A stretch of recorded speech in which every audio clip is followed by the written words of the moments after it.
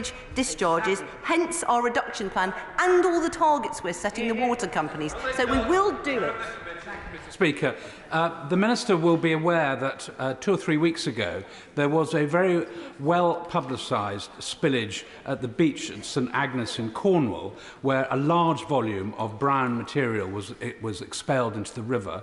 Many campaigners immediately leapt to the assumption that this was a sewage discharge and became very voluble in saying how disgraceful this was. Had it been sewage, it would have been disgraceful. It was, in fact, soil erosion, which itself is another problem, but we need to urge moderate language when we manage these issues, and people shouldn't immediately leap to the conclusion. They should allow the Environment Agency, the water company, to be clear about what has caused the incident. I thank him very much for raising that particular issue, because everyone jumped on the bandwagon assuming it was sewage, and it was not. It was proven not to be. And actually, that's why monitoring is so important, and that's why this government has set in place this comprehensive monitoring, data gathering programme and project. And that's what we need to sort out these issues, as well as all the other measures we put in place. Number 7, sir. You can.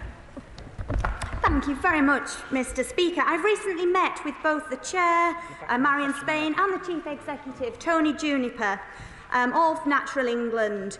DEFRA frequently discusses regulatory work with Natural England. Their efficiency and effectiveness is appraised in a range of measures, including 19 key performance indicators, and these are published annually in Natural England's annual report and accounts. Sir Christopher Cho.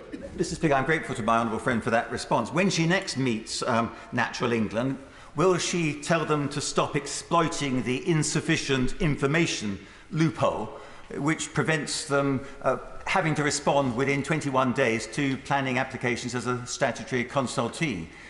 Brock's Pine development in my constituency is a development which would be on the heathland and inside the green belt. And it took Natural England 9 months, Mr. Speaker, to respond to that. And when they did so, they said they had insufficient information. Is that not wholly unsatisfactory? Thank you very much. And clearly, when statutory consultees do not respond promptly, it causes delays, and it certainly causes deeper problems for developers and communities. I'm very happy to meet with my esteemed colleague to discuss what went wrong with Brock's Pine, but I would say that Natural England are making significant progress across a number of measures, from countryside stewardship agreements, the coastal path, national nature reserves and many other ways, but there will be creases to iron out, and I will discuss that when I meet with my right honourable friend. Very MacArthur.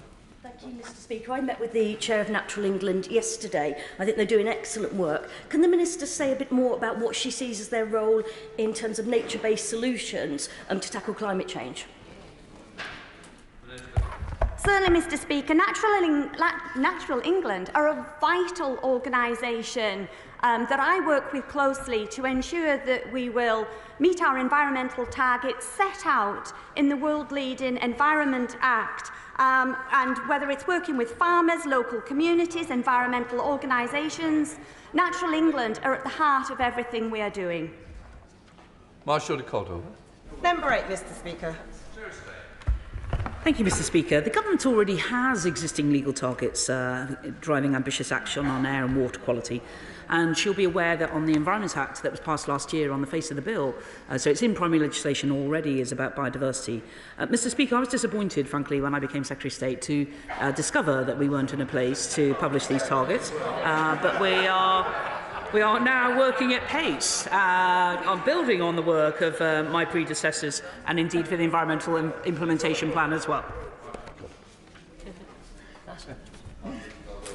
Thank you, Mr. Speaker. My constituents will continue to suffer from breathing toxic air due to the government's failure to meet the legal deadline to introduce targets under the Environment Act. They are also planning to water down standards by only committing to cut PM 2.5 pollution targets by 2040, not 2030, the targets that the EU has committed to.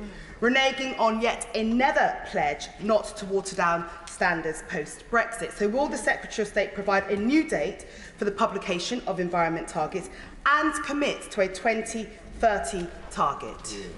Mr. Speaker, I know Parliament we are in a debating chamber, but the Honourable Lady is factually incorrect on what she said at the beginning of her second question.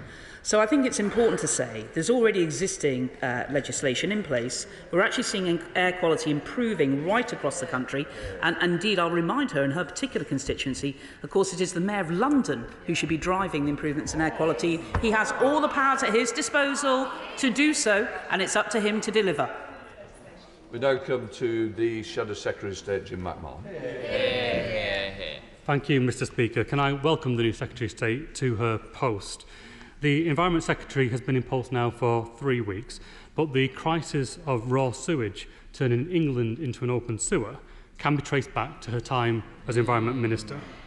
To undo that damage, can she update the House when she held a roundtable with all the water bosses and what the outcome was? Well, Mr. Speaker, I thank him for that warm welcome.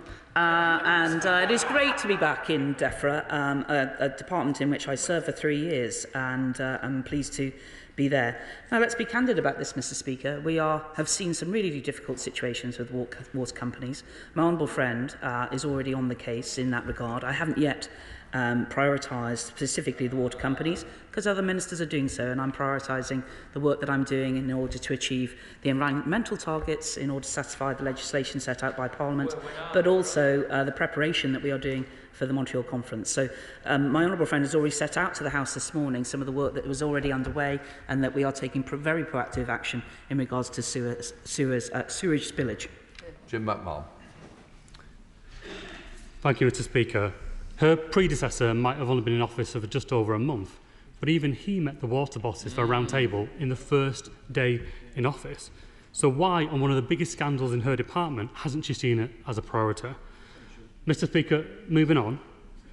In a stunning turn of events, ahead of COP27, the Secretary of State announced that the government would breach its own self-imposed legal obligations for publishing air quality, clean water and biodiversity targets. So can she tell us how she expects other countries to take us seriously at COP15 when we can't even get our own house in order?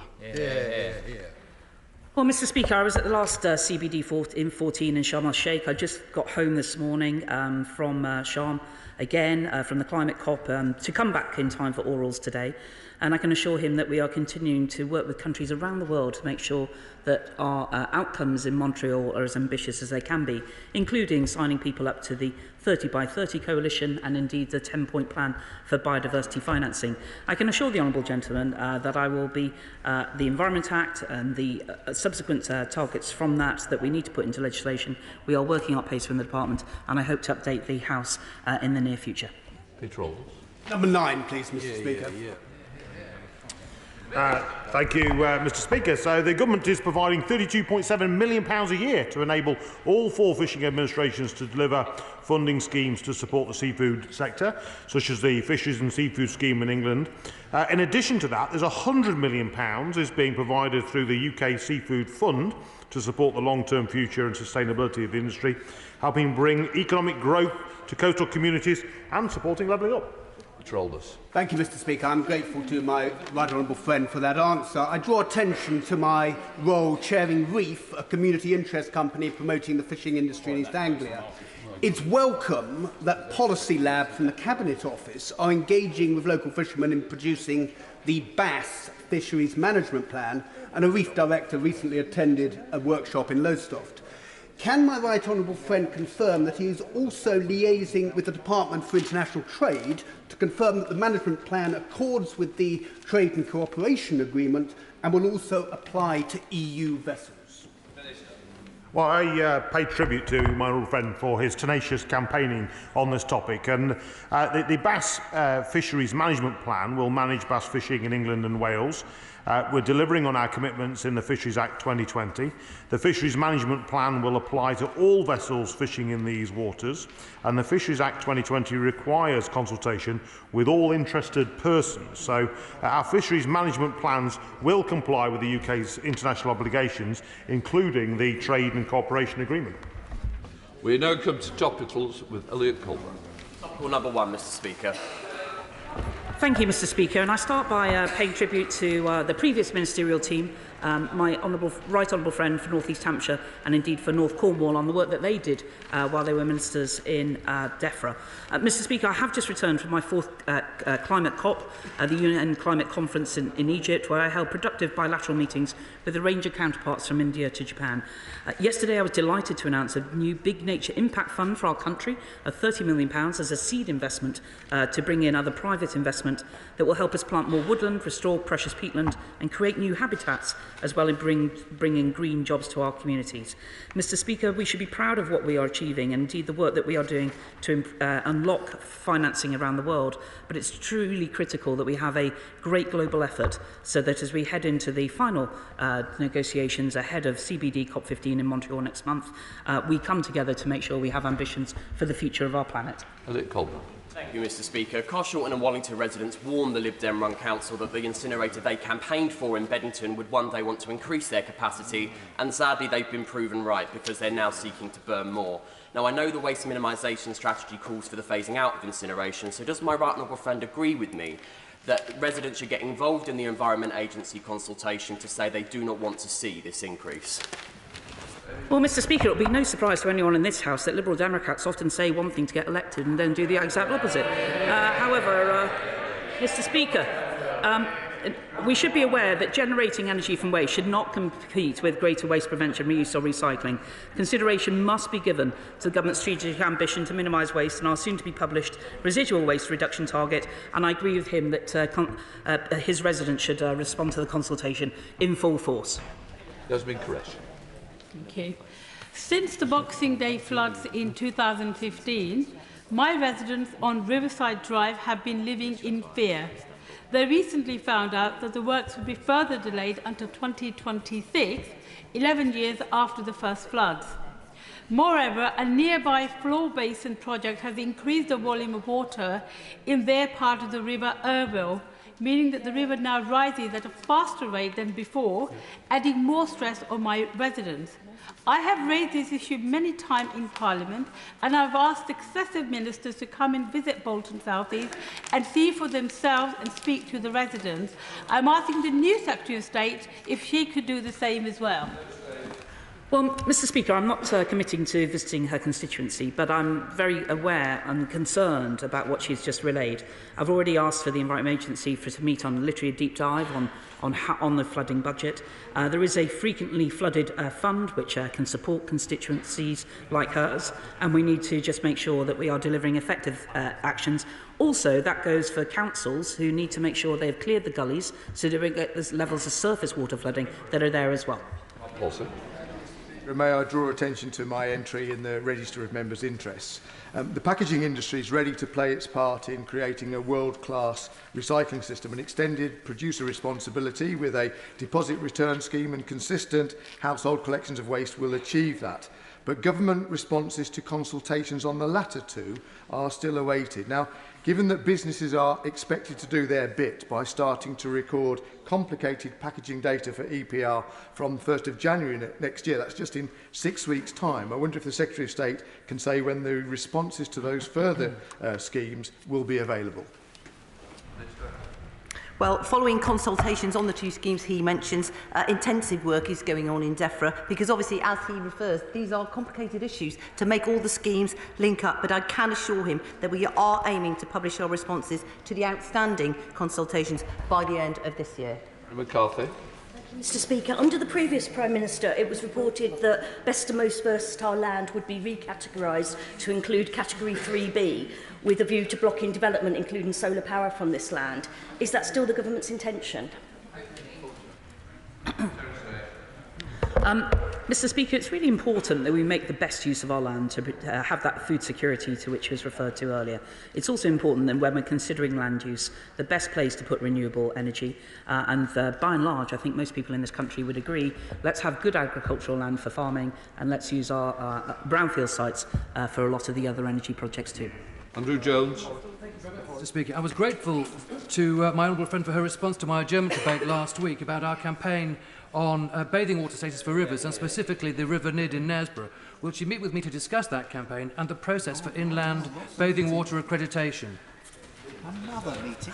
I hear it was a very lively debate, and I congratulate my honourable friend on his particular campaign, and we are actively encouraging more applicants for bathing water status, and I very much look forward to receiving the application for the River Nid, to discussing it with him, and I think, as my honourable member said the other day, time to get your Speedos out. Blair Anderson. Thank you, Mr. Speaker. There have been many warm words from the Secretary of State, successive ones, on saving nature. However, many species may soon be extinct. Red squirrel, waterfowl, even the hedgehog. 2 years ago, I was on the Environment Bill Committee.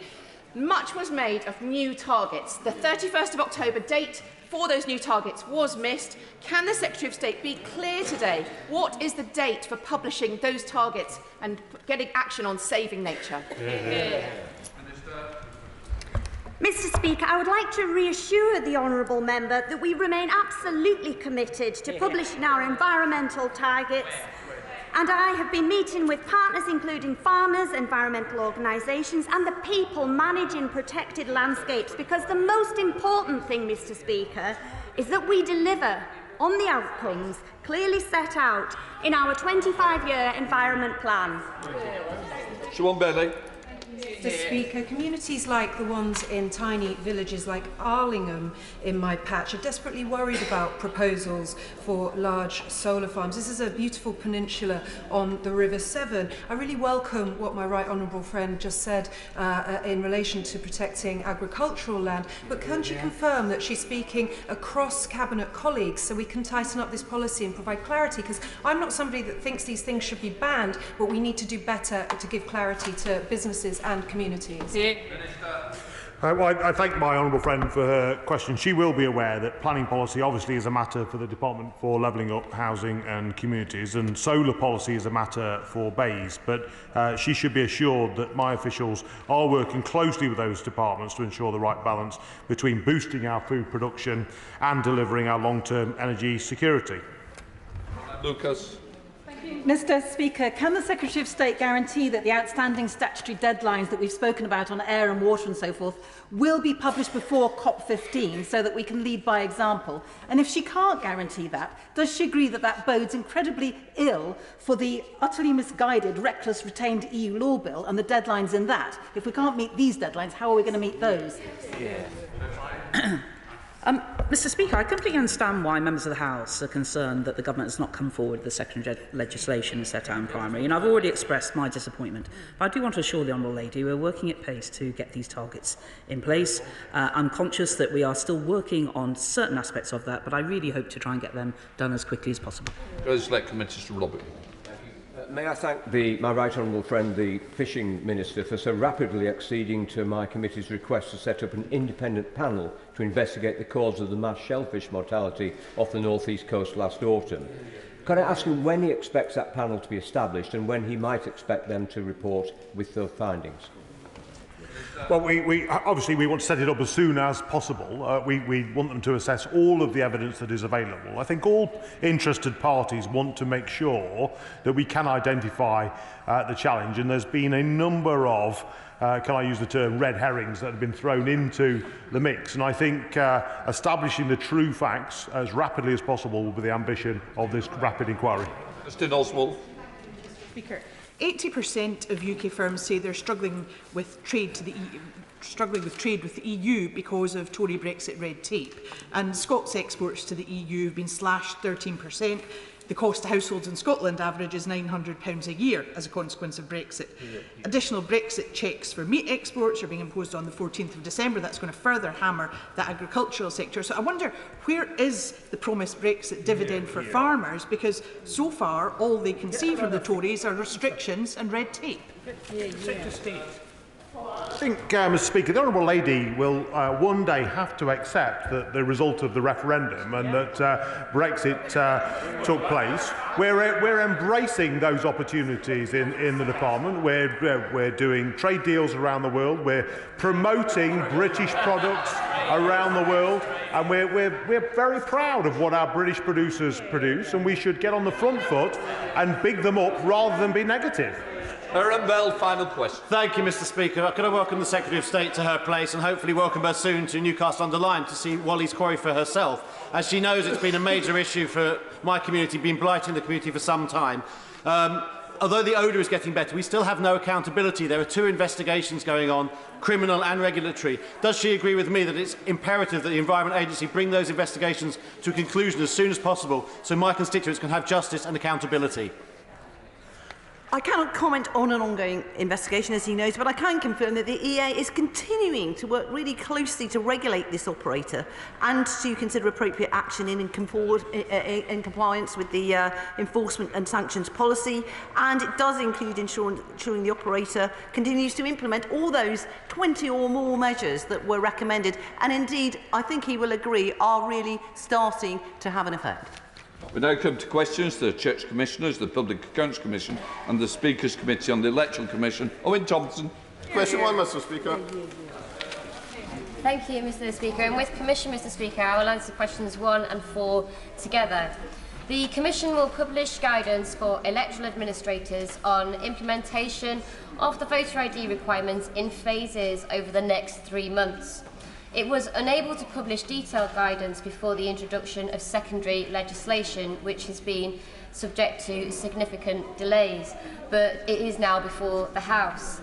It published initial guidance on planning for implementation of the Elections Act in August. Further detailed guidance will follow on voter ID, covering the application process for the Free Voter Authority Certificate and polling station processes, and it will publish a handbook for polling station staff in early 2023. Thank you, Mr. Speaker. And while it's encouraging the legislation has finally been produced, the delays were clearly lengthy, and that obviously has an impact. We all want to see smooth running of any elections. So can I ask the representative for the Speaker's Committee, what consideration has the committee given to the impact of these delays in the legislation and how that will result through to administrators of elections and the voters themselves? The Commission has highlighted that delays to secondary legislation leave a limited time for electoral administrators to implement the new voter ID processes and for voters to ensure that they have acceptable forms of ID. They increase the risk of ineffective or inconsistent implementation, which could affect public confidence in elections. The Commission will run an advertising campaign and work with local authorities and partners to ensure that voters are aware of the ID requirements and that they need to be able to do what they need to be able to do in order to vote. However, it reports that delays to the legislation have had an impact on its work. Thank you, Mr. Speaker. In response to voter ID pilots in 2018 and 2019, the Electoral Commission found that some groups may find it harder than others to provide photo ID, such as the millions of people living with a disability. So has the committee carried out an equality impact assessment on the voter ID regulations to ensure that these groups are not being excluded? The Commission's research has identified groups, including some disabled voters, who are less likely to have an approved form of voter ID or may need additional support to navigate the voter ID requirement. And it is working with the electoral community and partners, including the RNIB, MENCAP and Disability Rights UK, to reach disabled voters to ensure that they understand what they need to do to be able to vote. Understanding the impact of policies on different parts of society is essential. It is, however, for the government to assess the impact of its own policies. The Commission understands that the government has carried out an equality impact assessment on the voter ID provision. That's great. Jerome Mayon. Thank you, sir. Andrew Slow. Thank you, Mr. Speaker, and with your permission I'll answer questions 2 and 6 together. Parish ministry is at the heart of the mission of the Church. The Church Commissioners will distribute £1.2 billion between 2023 and 2025 to support our mission and ministry, a 30% increase on the current 3-year period. And the lion's share of this funding will be used to revitalise parish ministry. Mr. Speaker, does my right honourable friend agree with me that the relationship between a parish priest and his or her congregation is the single most important element of outreach and service for the Church? And as such, its support should be the primary objective of church funds. Thank you, Mr. Speaker. My honourable friend is absolutely right, which is why the Church Commissioners continue to fund increasing numbers of ordinands. In 2020, 570 new priests were ordained, and there were 580 in training, with only 320 retirements. And innovative ways of attracting clergy from many backgrounds include the fantastic work of both the Peter and the Caleb streams, which I would commend to his parishes. Sir Desmond Swain. The Church Times is full of adverts for well-paid jobs at diocesan headquarters, yet clergy are spread ever more thinly across the parishes. Mr. Speaker, it's the wrong priority, isn't it? Well, I can tell my right honourable friend, who I know takes a close interest in these matters, that by far the largest share of diocesan expenditure goes on parish clergy, and many diocesan secretaries are reducing central costs to support parish ministry. And we should remember that hard-working diocesan staff support parishes, church schools and chaplaincies on vital issues like safeguarding, vocations, ministry training, youth work and social action, none of which I'm sure my right honourable friend would argue with. Councillor Lunn. Speaker, I've heard from dozens of voters in Blackburn who will be relying on free voter ID certificates, yet the government have failed to specify the security features to be included in it. Can I ask the honourable member for Lancaster and Fleetwood, representing the Speaker's Committee on the Electoral Commission? Unfortunately, this is about Church Commissioners not voting. Don't worry. Jim Shallow. And I think the reply. However, rural communities have been greatly disadvantaged by COVID. Zoom meetings as a method of contact. Attendance at churches has started to lessen as well. So there has to be a new method of reaching out in the parish ministry. The honourable gentleman referred to extra monies for this process. Is there within that process help for those who need more cars for travelling out to meet people, to have the face-to-face? That's perhaps how the future of parish ministry will be. Well, I'm grateful to my honourable friend, and I really appreciate his interest in these matters. And as I've said, the Church Commissioners are increasing the funding to the front line by 30% over the next 3 years, £1.2 billion, and it needs to go on exactly the type of initiative which my honourable friend suggests. Trebendley. Free, sir. Thank you, Mr. Speaker. A service of Holy Communion will be at the heart of the coronation. The Archbishop of Canterbury, the Earl Marshal and the Coronation Committee are planning the service, which will be a moment of great national rejoicing and deep spiritual significance. I'm glad that my honourable friend has emphasised that point. By immemorial custom, the coronation is a deeply religious and spiritual event. Will he convince us that the Church of England will use their influence to ensure that it remains as such, particularly the anointing? It doesn't just degenerate into a kind of dumbed-down, woke-fest celebration of so-called modern Britain. Well, I can reassure my honourable friend, the anointing of the monarch goes back to biblical times, recognising the outpouring of God's grace on us all and the sovereign's covenant to give his life in service to his people and his God. And it is the foundational principle underlying our constitutional settlement. Chris Loder. Thank you, Mr. Speaker. Question number 5. Thank you, Mr. Speaker. Rural clergy play a crucial role at the heart of their communities, for which I know my honourable friend, like me, is deeply grateful for, and I regularly raise this issue with the Church. In his own diocese of Salisbury, over £1.25 million has been invested to support rural ministry in the Renewing Hope Through Rural Ministry and Mission project.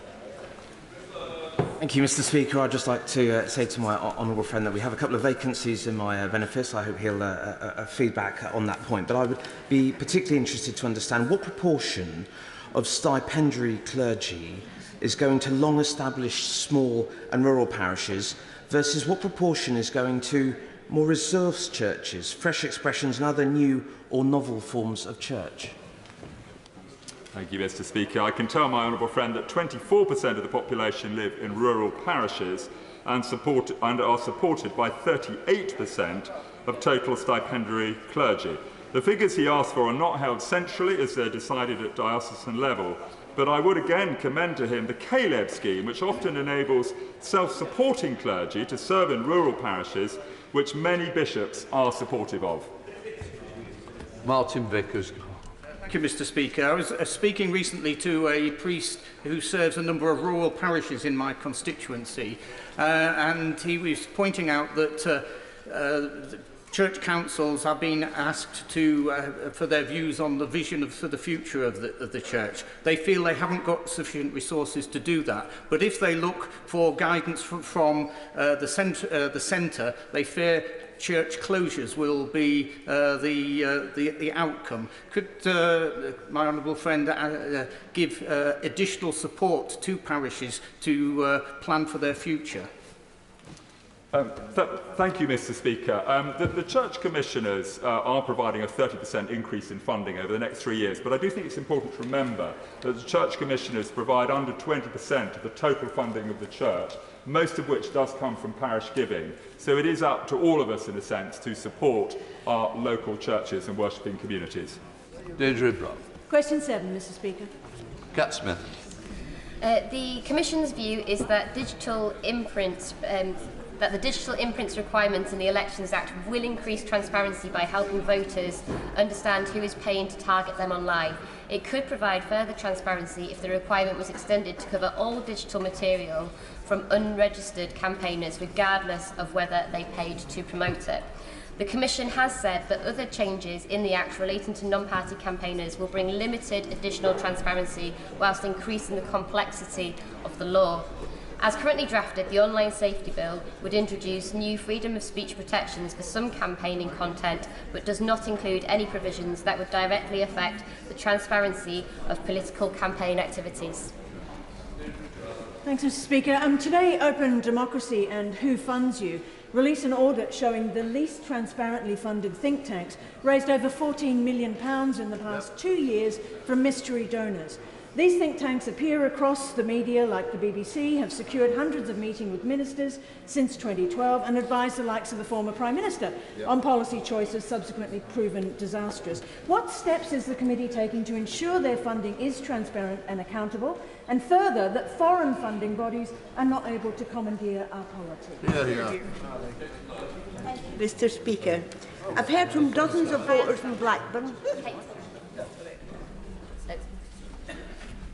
Thank you, Mr. Speaker. Turning to the issue of think tank funding, the Commission regulates the spending of organisations campaigning for or against a political party or candidate during the regulated period ahead of an election or for a particular outcome ahead of a referendum.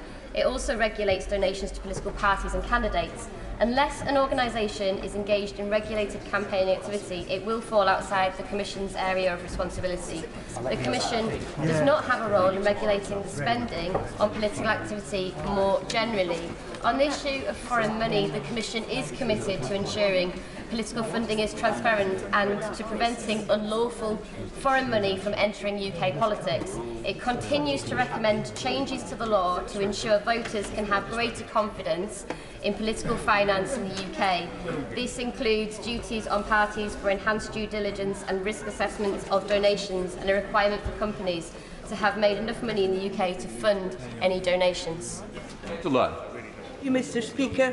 I'd like to ask the Honourable Member for Lancaster Fleetwood, representing the Speaker's Committee on the Electoral Commission, what concern does the Electoral Commission have about the ability of local councils to administer free voter ID on a short turnaround, and can we be confident they will deliver clear improvements to the security of polls?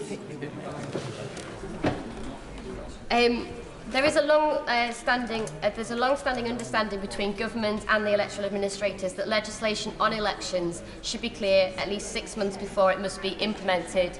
This would apply also to the introduction of voter ID, and the Association of Electoral Administrators has said that the timetable for implementation presents significant challenges. For the Parliament. Number 8, sir. Mr. Speaker, the majority of National Audit Office reports are considered by the Public Accounts Committee. Earlier this month, the committee took evidence on the NAO's recent report introducing integrated care systems and will report on that in due course. My honourable friend may be interested to know that today the National Audit Office has published a report on managing NHS backlogs and waiting times. The PAC expects to take evidence on this on the 28th of November. In 2019-20, the NHS England budget was £124 billion, which has increased this year by 23% to £152 billion. Yet despite this record extra funding, so far this year, the NHS has treated 656,000 fewer patients than during the same period in pre-pandemic 2019, a drop of 5%. Is it the National Audit Office's view that the NHS has a productivity problem? Mr. Speaker, yes it is. Indeed, the report published by the NAO today states the NHS now has a problem with reduced productivity. NHS England has estimated that in 2021 the NHS was around 16% less productive than before the pandemic. Some of this, of course, relates directly to the pandemic, but NHS England is also examining other potential causes, including reduced willingness to work overtime. Some of NHS England's new initiatives, such as surgical hubs and the transformation of outpatient services, are looking at these initiatives, are intended to produce greater productivity, and I have no doubt that the National Audit Office will want to examine that in due course. Please, Mr. Speaker. The UK Government intends that the voter ID requirement for UK Parliamentary general elections will come into force from the 5th of October 2023. Delays to secondary legislation have impacted implementation planning. However, the Commission is working to provide support as quickly as possible, including guidance for electoral administrators in England, Scotland and Wales. It will conduct a public awareness activity in advance of any general election to ensure voters can understand what they need to be able to do in order to take part. Thank you, Mr. Speaker. Scotland didn't vote for this voter ID plan, but it's been forced upon us by this out-of-touch Westminster government. And I wonder if the honourable member can tell me, will it be the case that where general elections fall on the same day as local elections, will voters be required to show ID for some elections, but not for other elections? And that's in addition to the already significant concerns about disenfranchising so many people. The UK government does not listen to these concerns. Is this not just another situation where the best thing to do would be to make sure that nobody needs to be falling foul of this chaos, and for Scotland to move forward as an independent country? The Honourable Lady is correct to say that in the event of a UK general election falling on the same day as, for example, a local election in Scotland, it would be the case that you would need to show ID for a parliamentary election but not for an election to the Scottish Parliament or to a local government in Scotland. The voter ID has not been introduced for any devolved elections in Scotland or in Wales, and the Commission has highlighted the challenges of different rules being put in place in different elections. Danny Kruger. Return, sir. Thank you, Mr. Speaker. The Church Commissioners have provided £15 million to help churches with their energy costs so they continue to act as places to worship Jesus and stay open if they're able to at other times to provide practical community support, such as being a warm hub. Thank you, Mr. Speaker. Can I thank the Government for ensuring that churches are included in the package of support that businesses receive to pay their energy bills? And will my right honourable friend congratulate with me the churches across Wiltshire that have opened their spaces to people in the daytime, providing their traditional role as a place for fellowship and community and support? And will he join me, or does he agree with me, that the churches which have found it easier to fulfil this traditional role are those that have ripped out the Victorian pews, which are such an obstacle to this traditional role of fellowship? No. Well, I'm grateful to my honourable friend, and I know he's a powerful advocate for exactly this type of voluntary community action, and the Church of England will always be at the centre of such endeavours, which can be facilitated by churches which make possible the type of activity which he's mentioned. In terms of warm hubs, I'm not yet aware of any in Devizes, so I've noted some in neighbouring towns, but I'm sure my honourable friend will be encouraging his local churches to facilitate such schemes in his area. We now come to the statement. I call the Prime Minister. Thank you, Mr. Speaker. With your permission, I'd like to make a brief statement about the G20 Summit in Indonesia. But first, I'd like to address Russia's missile attacks on Ukraine this week. On the very day that I and others confronted the Russian foreign minister across the G20 summit table with the brutality of his country's actions. On the very day that President Zelensky addressed the G20 with a plan to stop the war, Russia launched over 80 separate missile strikes on Ukraine. The targets were innocent people and civilian infrastructure. The aim, to cast the population into darkness and cold. Once again, Russia has shown its barbarity and given the lie to any claim that they are interested in peace. During the bombardment of Ukraine on Tuesday, an explosion took place in eastern Poland. The investigation into this incident is ongoing, and it has our full support. As we have heard the Polish and American presidents say, it is possible that the explosion was caused by Ukrainian munition, which was deployed in self-defense. And whether or not this proves to be the case, no blame can be placed on a country trying to defend itself against such a barrage. The blame belongs solely to Russia. I spoke to President Duda yesterday to express my sympathy and pledge our solidarity. I also spoke to President Zelensky on a joint call with Prime Minister Trudeau to express our continued support. And I met my G7 and NATO counterparts at the sidelines of the G20. We will help our Polish allies to conclude their investigation, and we will continue to stand with Ukraine in the face of Russia's criminal aggression. Mr. Speaker, the Bali Summit took place amidst the worst global economic crisis since 2008. The G20 was created to grip challenges like this, but today's crisis is different because it is being driven by a G20 member. By turning off the gas taps and choking off the Ukrainian grain supply, Russia has severely disrupted global food and energy markets. The economic shockwaves will ripple around the world for years to come. So, together with other responsible members of the G20, we are delivering a decisive response. Almost all G20 members called out Russia's actions, declaring that today's era must not be one of war. We will work together to uphold international law and the United Nations Charter, and we will act to protect our collective economic security. The G20 agreed to use all available tools to support the global economy and ensure financial stability. That means international financial institutions mobilising more resources to support developing countries. It means continuing to call out those who exploit their lending power to create debt traps for emerging economies. And it means tackling the causes of rising inflation head-on, including by delivering fiscal sustainability. We pledged our support for the UN-brokered deal to keep grain shipments moving in the Black Sea. That deal, I'm pleased to say, has now been renewed. 2/3 of Ukraine's wheat goes to developing countries. With famine looming, it is desperately needed, and Russia must uphold its part of this deal. We agreed action to improve energy security by accelerating the transition to clean energy, and we launched a new Just Energy Transition Partnership with Indonesia, which will unlock billions in private finance for new green energy infrastructure.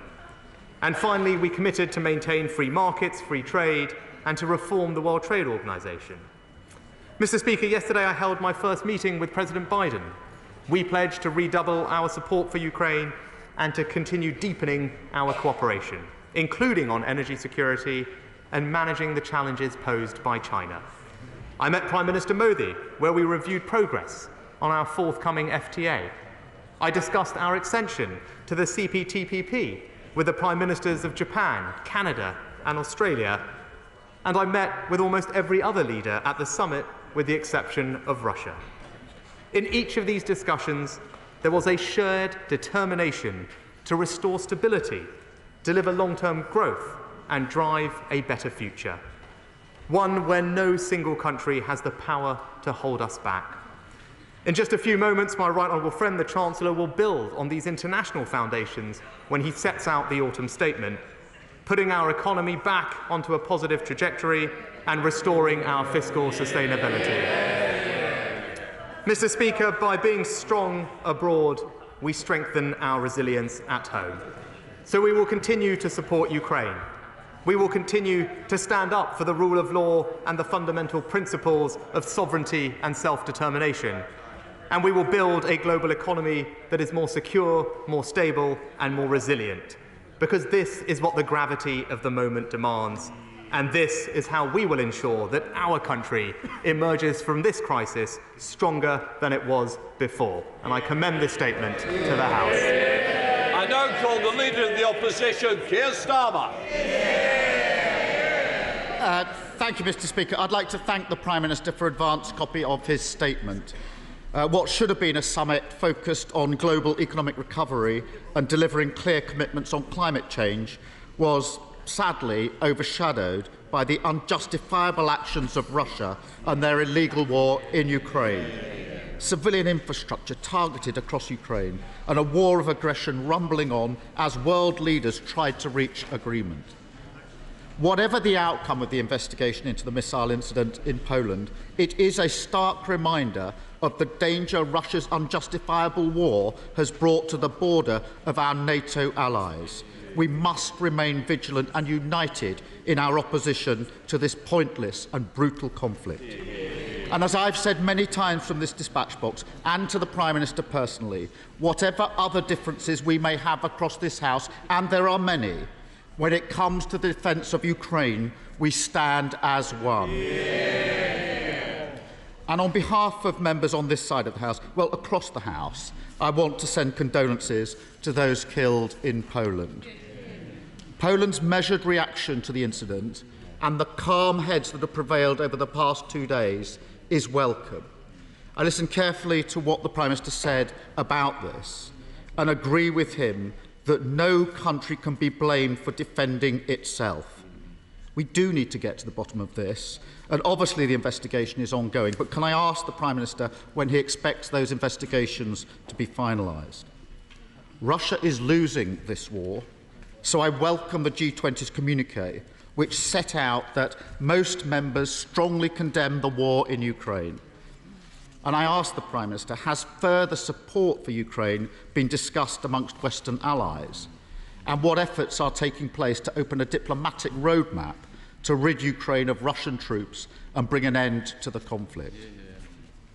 It is crucial we work to find international unity to further isolate Putin.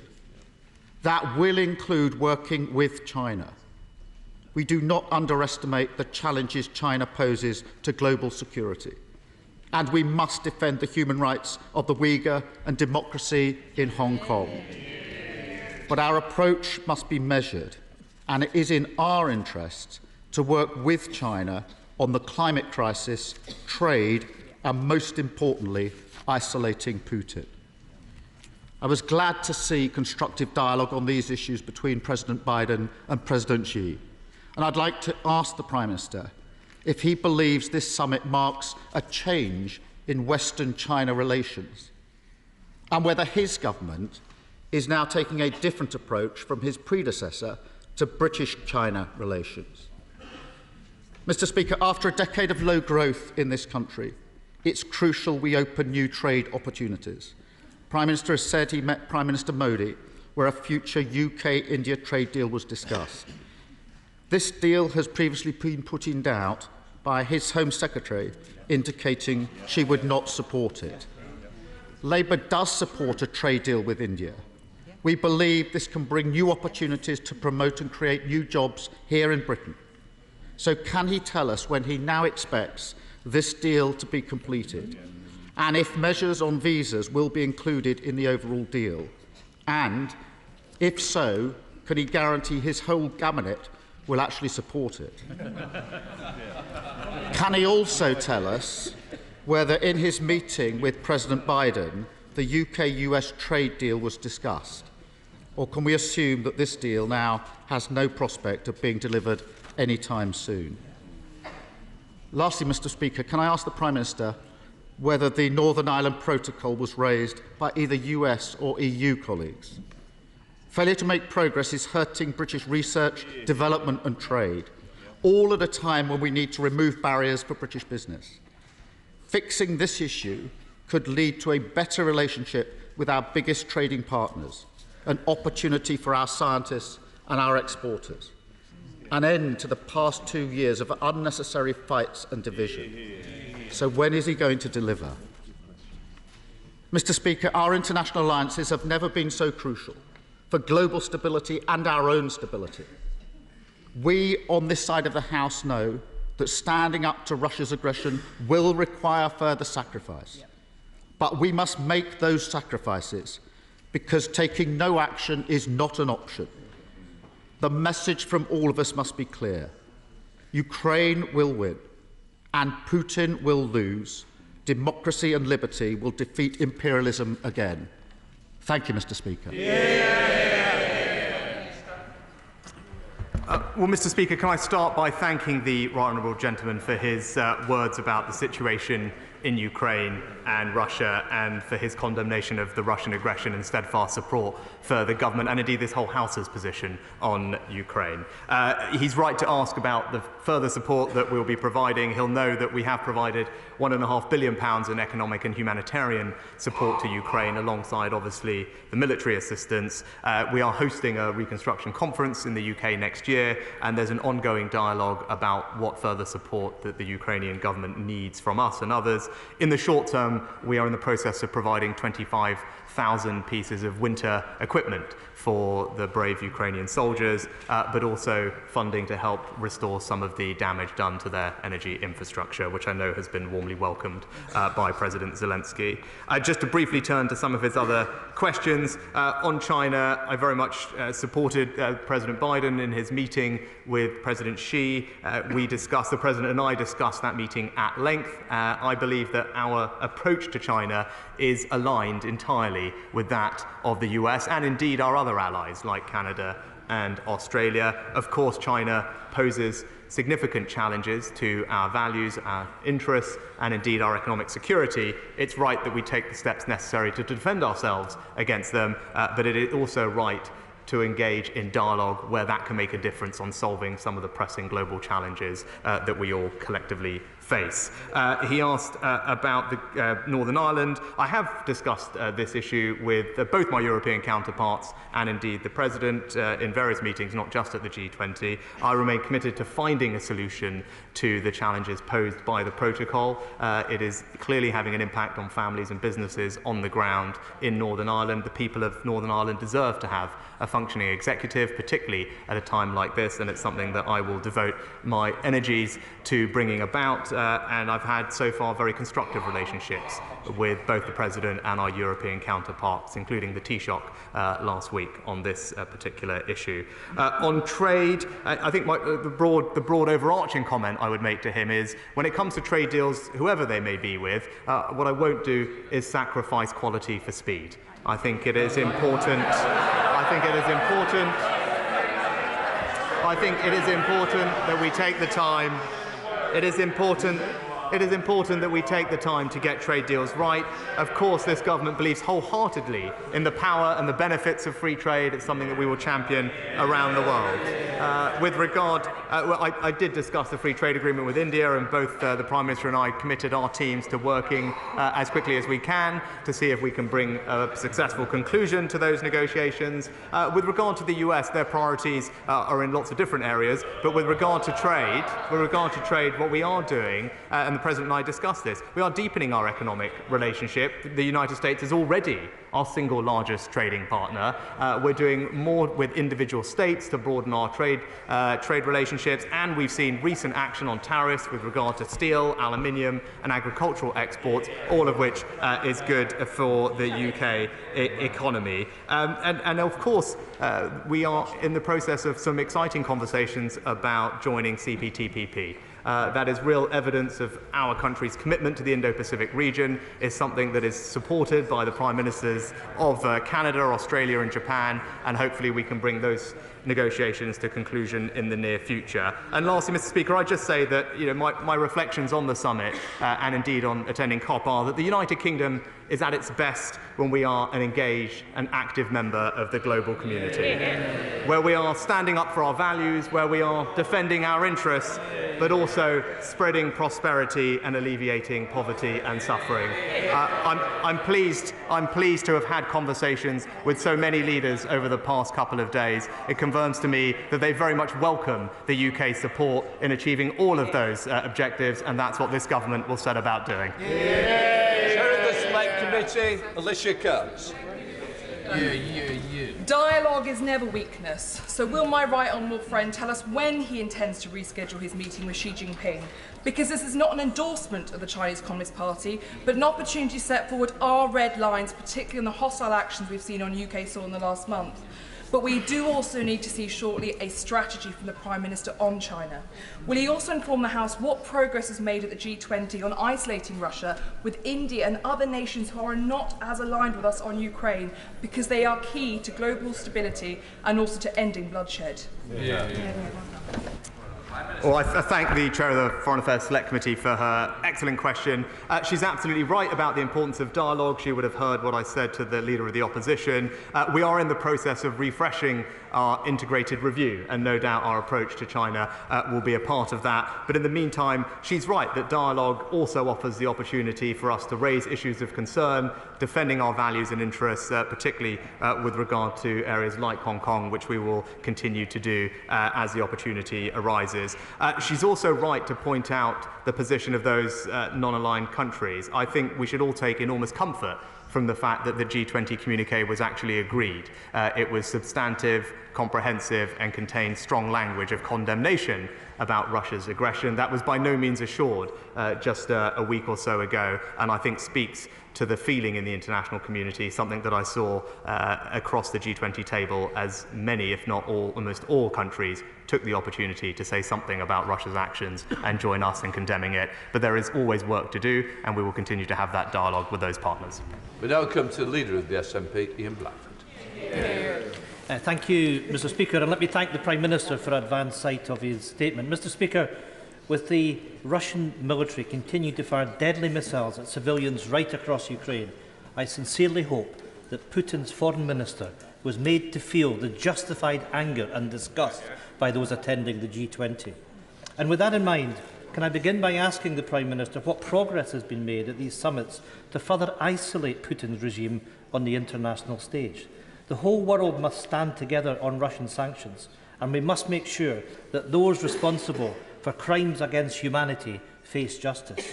And what progress has been made to ensure there is no weakening in the international resolve to stand with Ukraine until the victory for their people? Mr. Speaker, in terms of G20 discussions on the economy, the Prime Minister and the Chancellor keep referring to the global factors to blame for the financial crisis facing families across these islands. It's the excuse that they are using to impose austerity 2.0 in today's financial statement. But if this is really all to do with global factors, can the Prime Minister explain why the UK is the only G7 economy that is smaller today than it was before the pandemic? Why is the UK the only G7 country enacting austerity 2.0? The reality is this is a political choice. And finally, on the proposed Indo-Pacific trade deal, the latest Brexit fire sale that threatens to sell out our farmers and crofters. Not only this evidence continues to mount that the Brexit effect to reduce our economy by 4%, a factor that is driving Tory austerity.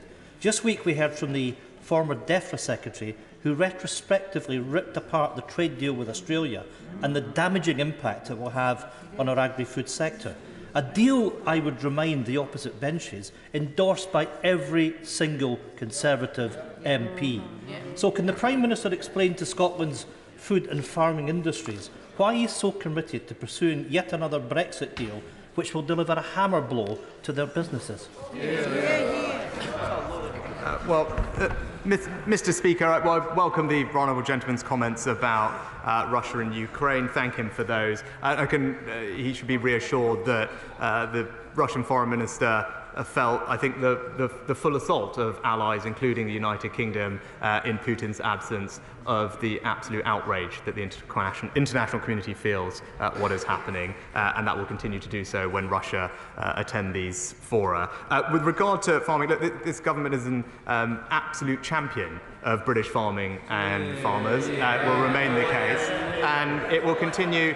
And it will continue to find opportunities to put great British produce on the tables of many more families around the world. And that's what we will continue to do. I'll just briefly address his comments on the economy, because I just point out, I mean, he had a few different stats. It's worth bearing in mind that we've just come from a G20 summit where 2/3 of those G20 members sitting around that table are experiencing inflation rates north of 7%.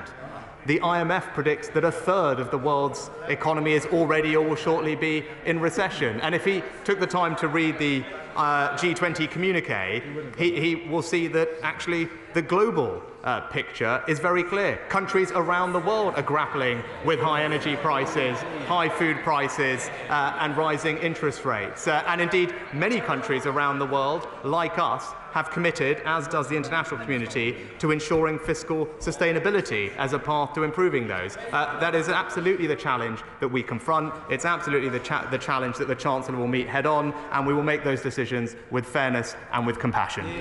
Chair, this Defence Select Committee to myself. Thank you, Mr. Speaker. Could I strongly welcome the Prime Minister's words at the G20 in condemning Russia's aggression in Ukraine. I've just returned from Odessa with the Defence Select Committee, where there is huge appreciation for the British efforts in supporting Ukraine at this time.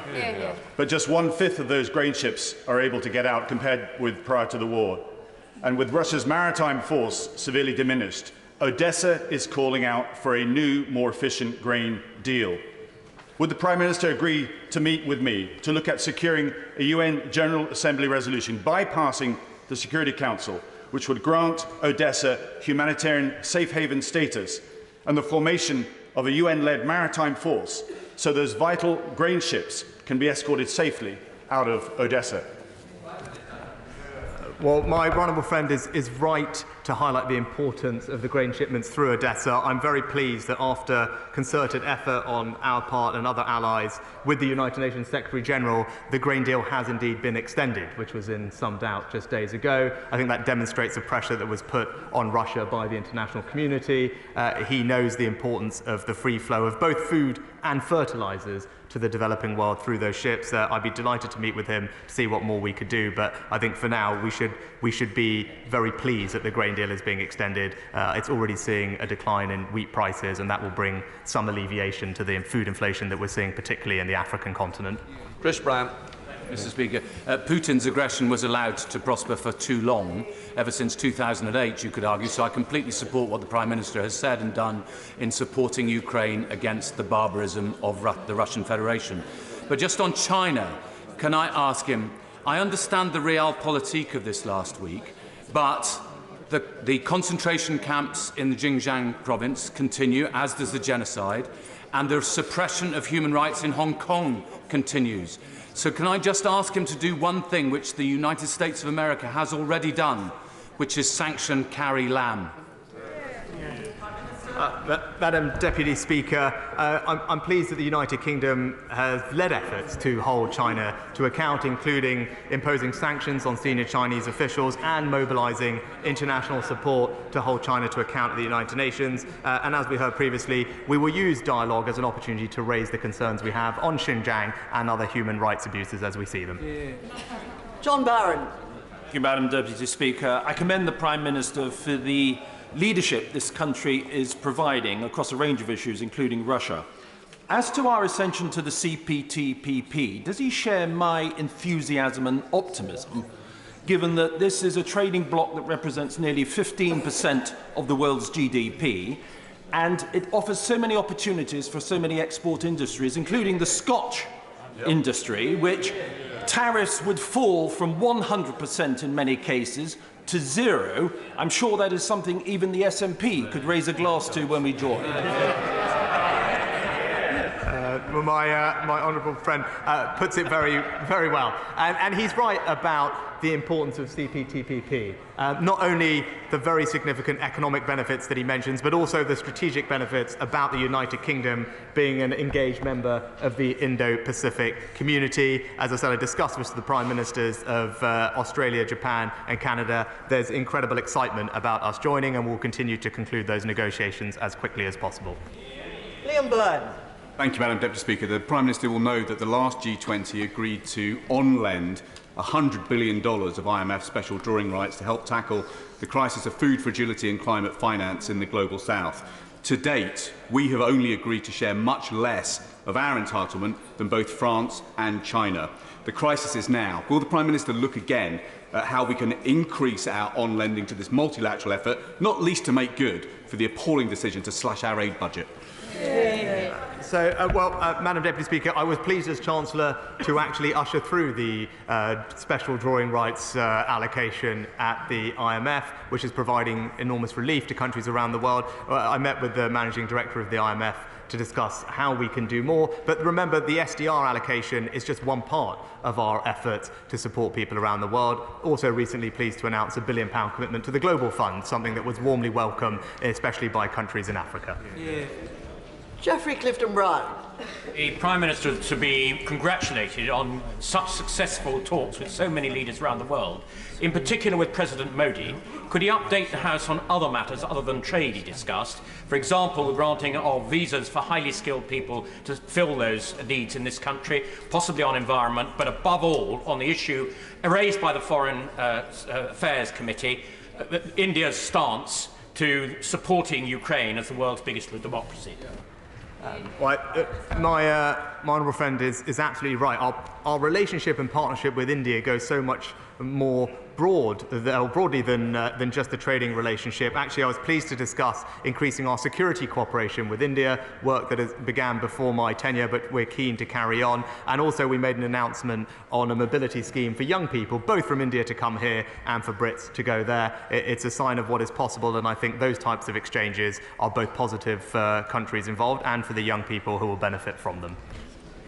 Tamanjeet Singh Dassi. Thank you very much. Madam Deputy Speaker, at the G20, the Prime Minister agreed with his Indian counterpart to allow an additional 3,000 Indians into the UK every year, which inevitably, in the fullness of time, will lead to an increase in immigration. But at the same time, the Home Secretary has been busy spouting anti-immigrant, anti-refugee, dog whistle rhetoric, including incendiary remarks against international Indian students, which so incensed people within India. So who exactly is in charge of immigration policy? Is it the Prime Minister or the wannabe Prime Minister?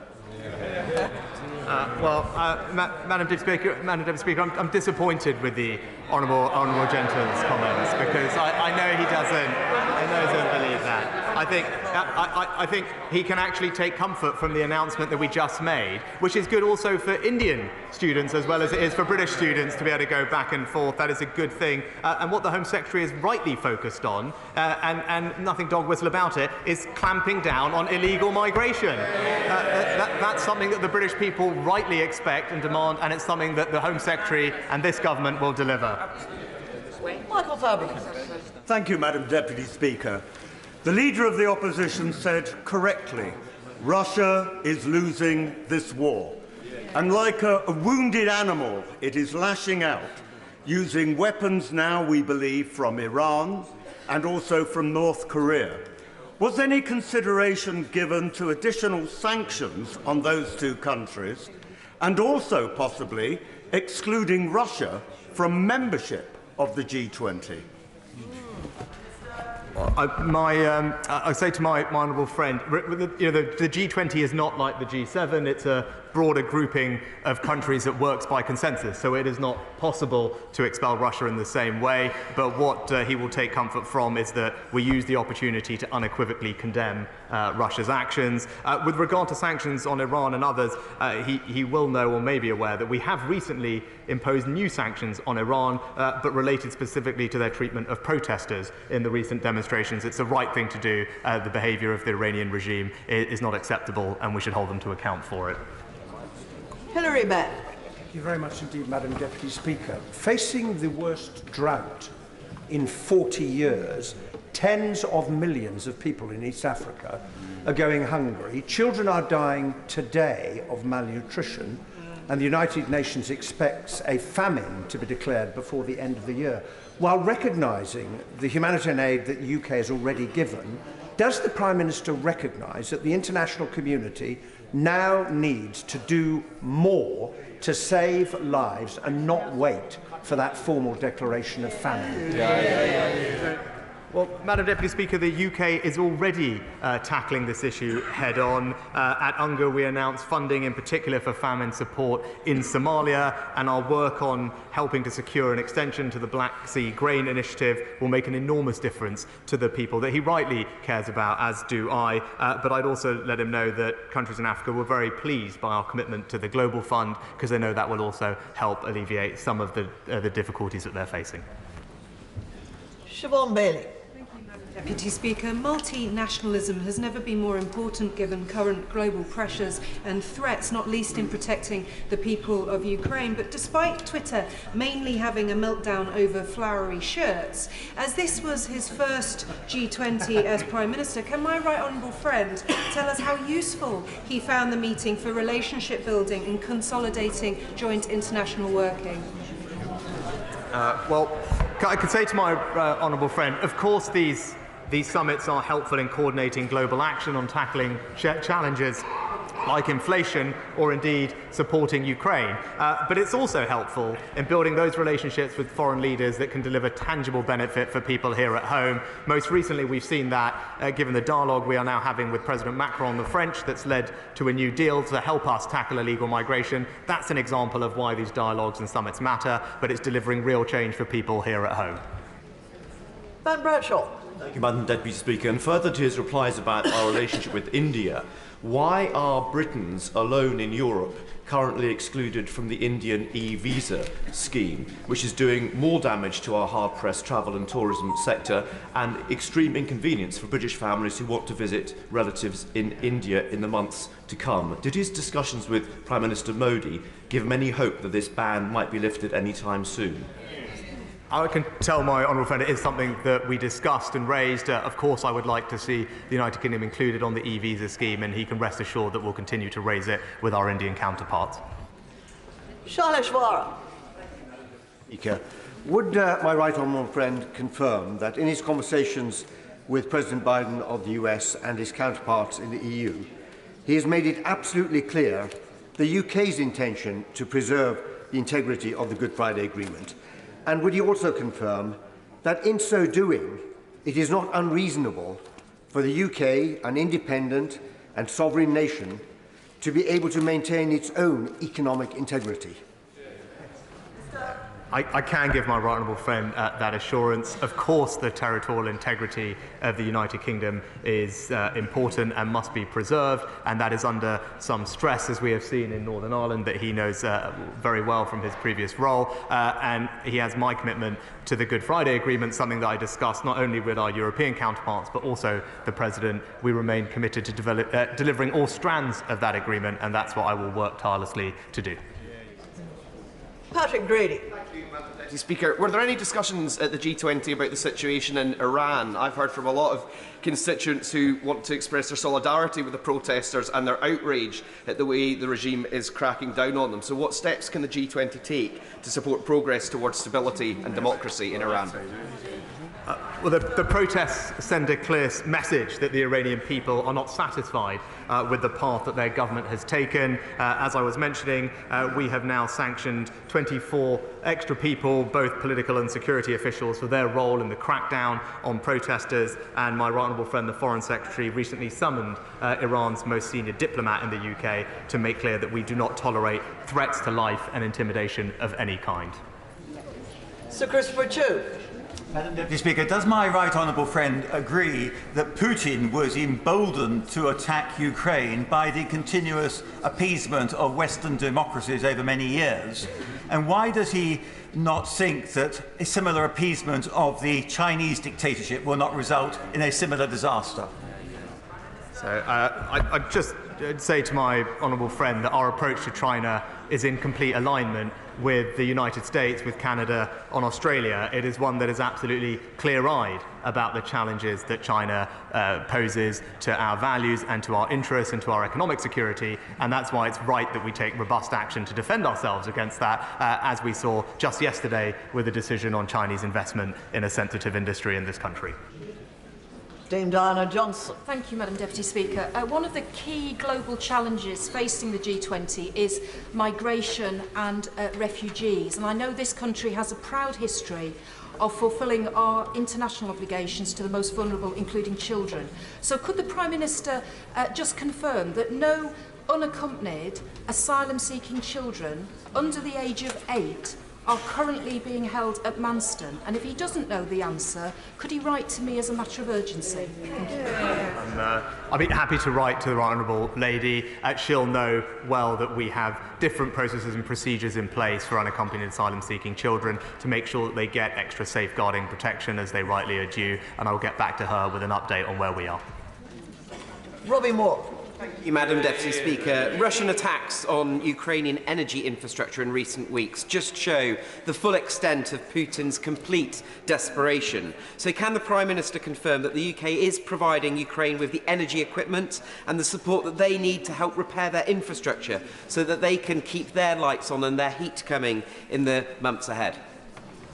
My honourable friend is absolutely right to raise this particular need of the Ukrainians. It's something that I've discussed a couple of times with President Zelensky, and I can assure him in the House that we are playing our part in providing funding and expertise to help resolve some of the issues, and the Ukrainians, I know, are very grateful for that support. Caroline Lucas. Thank you, Madam Deputy Speaker. The G20 communiqué urged all parties to finalise and adopt the forthcoming COP15 Global Biodiversity Framework in Montreal.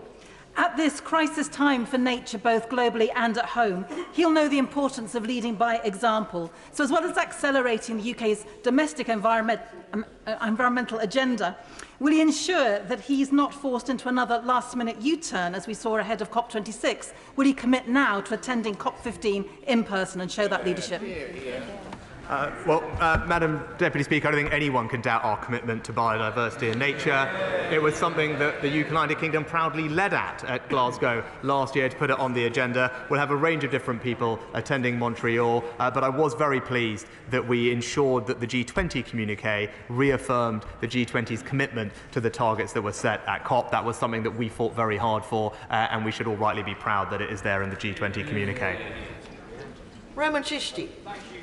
Speaker, can I ask the Prime Minister a specific question with regards to the conversation he had with Prime Minister Trudeau? The United Kingdom and Canada have a specifically close relationship by being members of the G7, G20, Five Eyes, NATO and the Commonwealth. Whether it's friendships in Parliament or whether it's friendships with world leaders, one needs to know where they stand.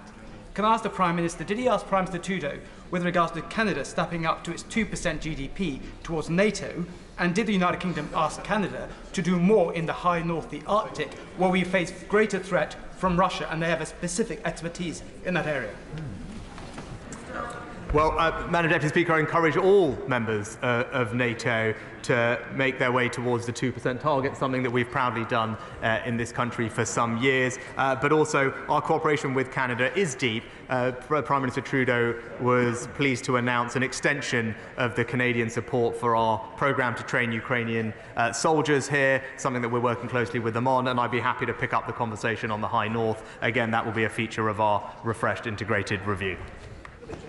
Geraint Davis. The Prime Minister knows that the Energy Charter Treaty enables fossil fuel companies to sue governments who pass legislation that undermine their future profits in the name of climate change, and which is why Germany and France have announced they're withdrawing, as are Poland, Holland, Slovenia and Spain. So when does he anticipate the UK withdrawing from the Energy Charter Treaty, or does he put fossil fuel profits ahead of climate change? And will he raise this within WTO reform?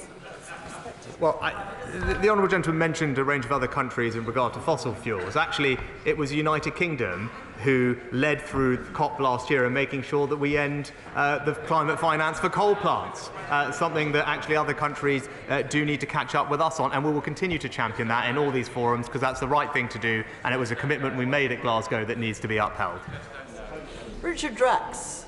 Madam Deputy Speaker, having just returned from Ukraine myself with the Defence Committee, along with my right honourable friend, can I tell the House how movingly grateful they are to all the support we give, and in particular to my right honourable friend for his outstanding leadership of this country fighting this Russian aggression. However, there are shortages of food, ammunition and military equipment, and while we in the United States are doing our bit, there is concern that other countries are not. Can my right honourable friend inform the House during the G19 or G20 meeting, did he have any feedback from other countries that they're going to step up to the plate like ourselves and the Americans are doing? Well, my honourable friend is absolutely right about the need to continue supporting Ukraine for as long as it takes. That remains a feature of all our conversations with allies. There's lots of different ways people can play their part. For example, as I mentioned, the Canadians recently extending their support for training Ukrainians here. But he's right that we need to keep up the pressure. The UK has shown great leadership on this alongside America, and we will jointly encourage others to follow our lead and make sure that Ukraine can be in the strongest possible position for bringing an end to this awful conflict. Daisy Cooper. Madam Deputy Speaker, does the Prime Minister agree with me that private citizens in the UK should follow the example of several British businesses and sell any shares that they have in businesses that still operate in Russia? Madam Deputy Speaker, the United Kingdom took the lead in imposing some of the most stringent sanctions, economic sanctions, on both the Russian economy, Russian businesses, and indeed Russian individuals. It's pleasing that other countries have followed, and we will continue to push other countries to follow our lead with sanctions, and we will continue to tighten them where we think it can make a difference. Stephen Hammond. Thank you, Madam Deputy Speaker. Can I thank my right honourable friend for his update on trade talks? Can I ask him whether in those talks there was any discussion about extending the arrangements to include our #1 industry, finance and professional services in those arrangements? Actually, my honourable friend knows this area well, and that's why it's important that we take the time with trade deals, because often services liberalisation, which he rightly knows is very important for our economy, does take longer to negotiate than simple tariff reductions on goods. Our economy has an incredible services sector. It's important that they benefit from trade deals going forward, and that's what I want to make sure happens. Barry Gardner. Thank you, Madam Deputy Speaker. When the Prime Minister met with Crown Prince Mohammed bin Salman earlier this week, did he challenge him on the way in which Saudi Arabia has been blocking the proposal at COP27 for the phase down of all fossil fuels? Madam Deputy Speaker, we had a wide-ranging conversation on a range of topics, including climate change. We are very much committed to our obligations under the COP agreement, and we very much welcome Saudi Arabia's commitment to be net zero by 2060. There's lots of different opportunities for them to play their part as COP presidents coming up, and we will look forward to supporting them in that endeavour. Ruth Edwards. The last few years have shown us the importance of resilient supply chains. Can my right honourable friend confirm that a priority for his discussions with allies at the G20 was decoupling our supply chains from authoritarian regimes in key areas such as critical minerals and products like semiconductors?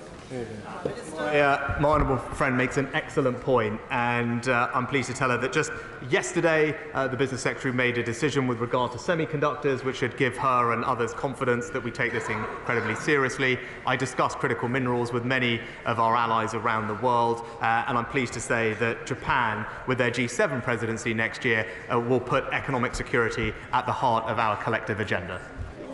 Kevin Brennan. Deputy Speaker, on Northern Ireland, it's reported today in the Times that the Prime Minister promised President Biden that the issues surrounding the Northern Ireland Protocol would be solved by next April. Was that a commitment that he gave to President Biden?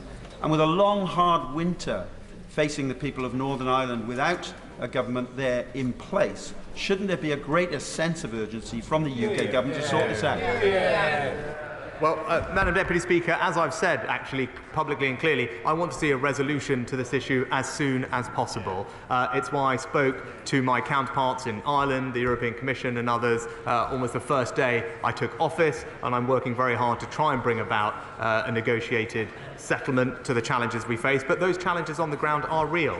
Businesses, families, communities are suffering as a result of the protocol. I've made that point loudly and clearly to all our counterparts, and I've urged them to show flexibility and pragmatism in their response so we can get the situation resolved on the ground and get the executive back up and running, because that's what the people of Northern Ireland deserve. Richard Graham. Madam Deputy Speaker, I congratulate G20 and its chair on their final communiqué with unanimous condemnation of the continued invasion of Ukraine, and the Prime Minister and other Western leaders on their work to de-escalate tensions between the West and China. Would my right honourable friend agree with me that apart from the important work that he is doing multilaterally in the TPP and bilaterally with India on the FTA, there are also other bilateral opportunities with leading Asian countries? And will he encourage their heads of government to do working visits to the UK? Yes. I absolutely will do that, and can I also congratulate my honourable friend on his reappointment as a trade envoy to Indonesia. It's a region he knows particularly well, and he's done fantastic work in deepening our bilateral relationship with a country that is going to play an increasingly important role in the global economy, as one of the third largest democracy in the world, one of the largest Muslim countries in the world, and will soon to be a top 5 economy. It's right that we have deep relationships with Indonesia, and I thank him for his part in making sure that that is happening. Flora Anderson. Thank you, Madam Deputy Speaker. Water and sanitation is a major global crisis, causing conflict, migration, equality for women and girls, and health outcomes which are easily preventable. Can the Prime Minister confirm whether he had conversations about the water and sanitation crisis with other G20 members, and will he reverse the 80% FCDO cuts to water and sanitation projects? Well, Madam Deputy Speaker, the conversations I had with other leaders were incredibly appreciative of the role that the United Kingdom is playing in helping to tackle suffering, poverty and poor sanitation around the world. Particularly what was highlighted was our recent commitment of £1 billion to the Global Fund, as well as our track record in supporting countries to alleviate famine. Those are things that everyone in this House should be proud of, and this government will continue to champion. Laura Farris. Thank you, Madam Deputy Speaker.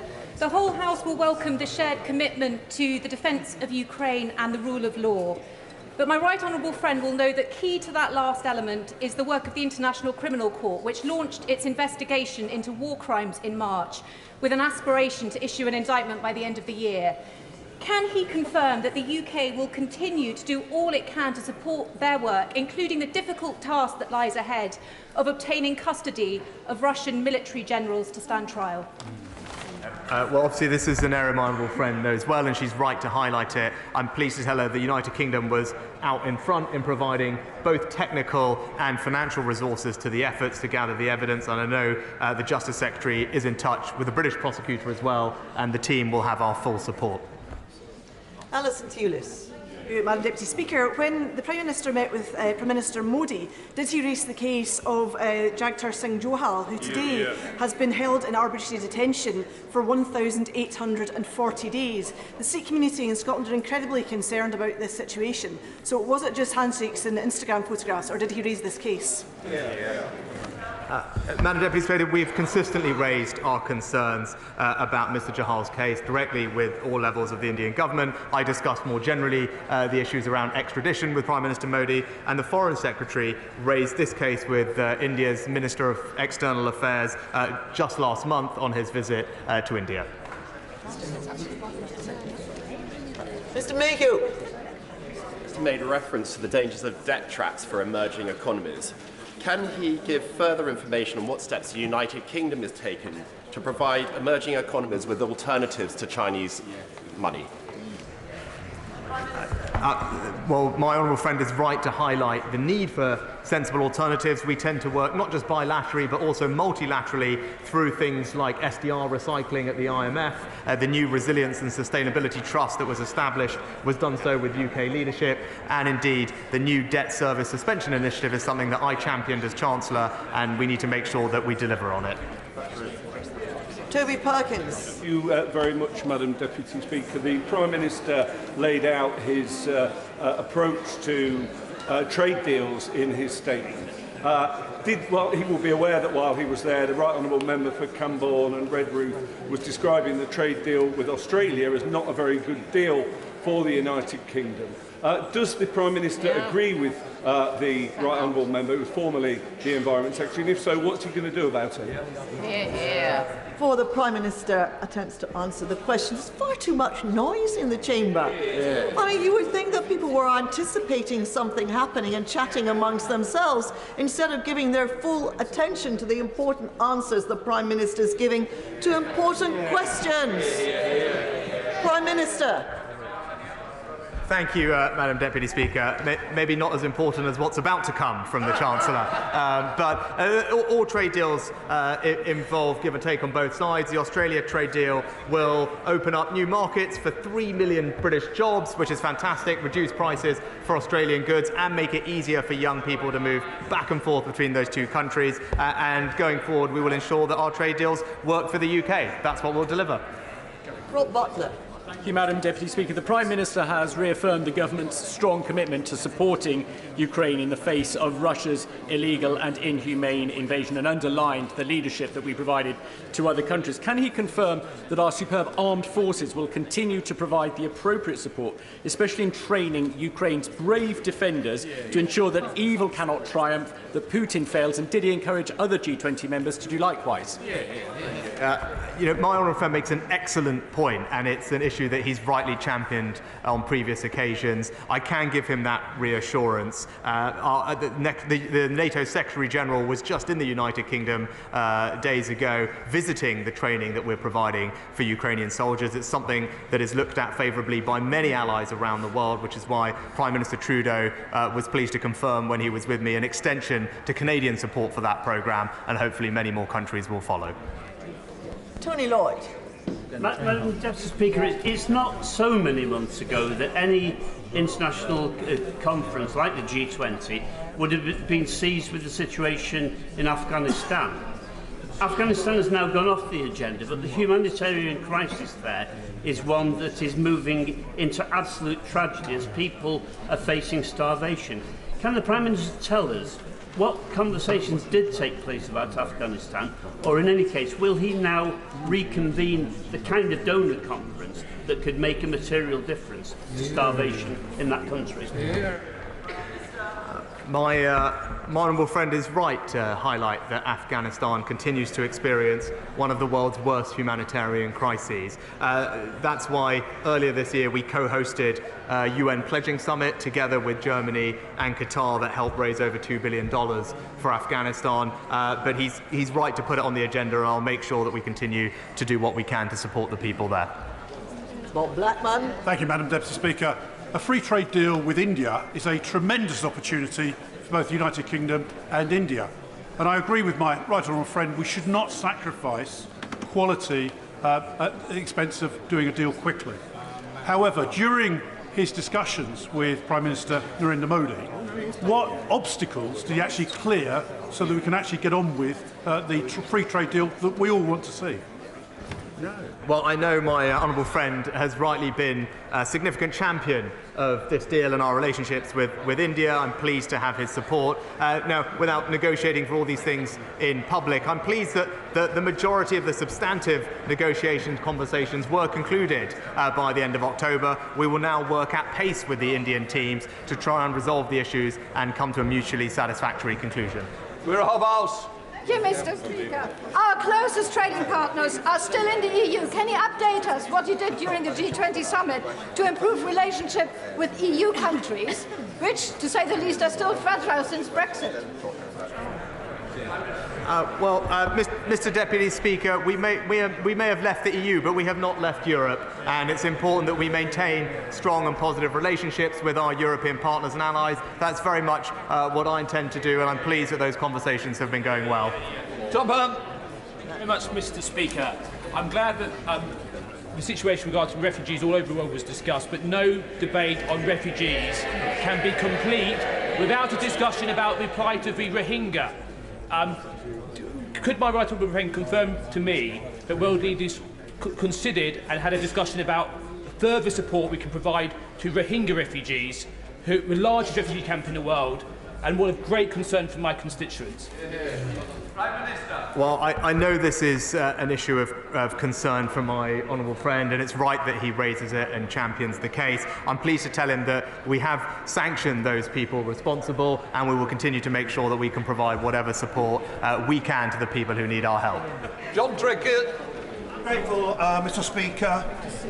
In the communique from the G20, the words food supply, or food scarcity are mentioned 54 separate times. And it's good that Britain's taking part of a global community's fight to make sure that food is properly distributed. But last year, before the Ukraine war, 1 in 9 Britons were driven to use a food bank. Isn't it clear it wasn't disruption of food which was the problem, it was poverty. Poverty driven by number 10 and number 11 when he was in the Treasury. And isn't it clear that for the poor of Britain, this is a nightmare, that hunger is a nightmare created by Downing Street? Well, Mr. Speaker, the Chancellor is about to deliver a statement that's going to ensure that our economy is strong, that we support the most vulnerable, and we have a clear platform for growth. I'd urge the honourable gentleman to wait for it. Thank you, Mr. Speaker. Peace on the continent must be restored. It's a fact that no one in Europe is truly safe until Putin fails. Can my right honourable friend update the House on how we will make this happen alongside our global allies in the G20? Well, Mr. Speaker, what's important is that Russia understands that the global community speaks with one voice in condemning its illegal and barbaric actions. I'm pleased that the G20 communique expresses that sentiment, as many more countries are joining our efforts to stand up to Russian aggression and support Ukraine. Margaret Farray. Mr. Speaker, during talks on the CPTPP, did the Prime Minister convey the concerns of the UK's fantastic food and farming industries? And what assurances was he able to obtain that these industries will be considered and protected as negotiations continue? Well, Mr. Speaker, I stand by our commitment not to compromise the United Kingdom's high environmental, animal welfare and food safety standards, and will ensure that our trade deals open up new markets for British farmers. Luke Evans. The cost of living in the UK is going up mainly because of the war that Russia is purporting, but it's not just affecting us, it's affecting the EU zone, which has inflation as an average of 10%. So what discussions did the Prime Minister have about a strategy at the G20 to deal with inflation, which is clearly a worldwide problem? My honourable friend is absolutely right to highlight the global nature of these challenges that we are facing, in part caused by Russia's aggression. The G20 communique is clear on responsibility of individual countries to ensure financial stability, and as it says, that means delivering long-term fiscal sustainability, and that's what this Chancellor will deliver. Jim Shannon. Mr. Speaker, can I thank the Prime Minister very much for his statement and for his strong stance on behalf of the United Kingdom of Great Britain and Northern Ireland. We thank you for that. The actions of Putin and his regime have driven 2/3 of the G20 countries into economic distress, raised inflation for us in this country by 10 to 11%, and talk of a recession are prevalent for many countries. Russia is the enemy within in the G20. What is the Prime Minister doing to align with all other G20 countries to ostracise Russia and to reduce their influence and indeed, if possible, their very membership of the G20? Well, Mr. Speaker, it is not possible in a consensual organisation to expel Russia, but I'm pleased to say to the honourable gentleman that we work closely with all partners across the G20 to deliver a strong, unified message that the threat and use of nuclear weapons is inadmissible, and today's era must not be the era for war. I think Russia heard that message loud and clear. Aaron Bell. Thank you, Mr. Speaker. I share my right honourable friend's view that China presents a systemic challenge to the West. We've just seen in Russia how an authoritarian action can use their role in our supply chains to do damage to the global economy. So can my right honourable friend confirm that when we do engage with China on global issues like climate change or public health, he'll never do so at the expense of our national or economic security? I can absolutely give my honourable friend that assurance. We will always be robust in defending our values and our interests, and that starts with our national security. Jill Morrow. Thank you, Mr. Speaker. Thank you very much. The government's mishandling of the Northern Ireland Protocol negotiations is acting as a barrier to trade deals and to scientific collaboration. The Prime Minister says he was much influenced by his time at Stanford. Surely he understands the key role of science and scientific research in driving economic growth, something we sorely need at the moment. Is he really going to exclude British scientists from the world's biggest scientific research programme, Horizon? Prime Minister. I think, Mr. Speaker, no one can doubt my commitment personally to ensuring that the UK remains, as it is, a scientific and technological superpower. That's why we've increased the R&D budget. That's why we're deregulating to support innovation. That's why we're reforming our capital markets to get money to all the companies who need it. We'll hear more from the Chancellor about that, but I can give the Honourable Lady every assurance. Innovation is the way we drive growth, and that's what the government will deliver. That completes the statement on the G20. Before we come to the statement by the Chancellor of the Exchequer, I'd like to point out that the British Sign Language interpretation of the statement and opposition front benches' responses will be available to watch on Parliament Live TV. I now call the Chancellor of the Exchequer to make a statement. Jeremy Hunt.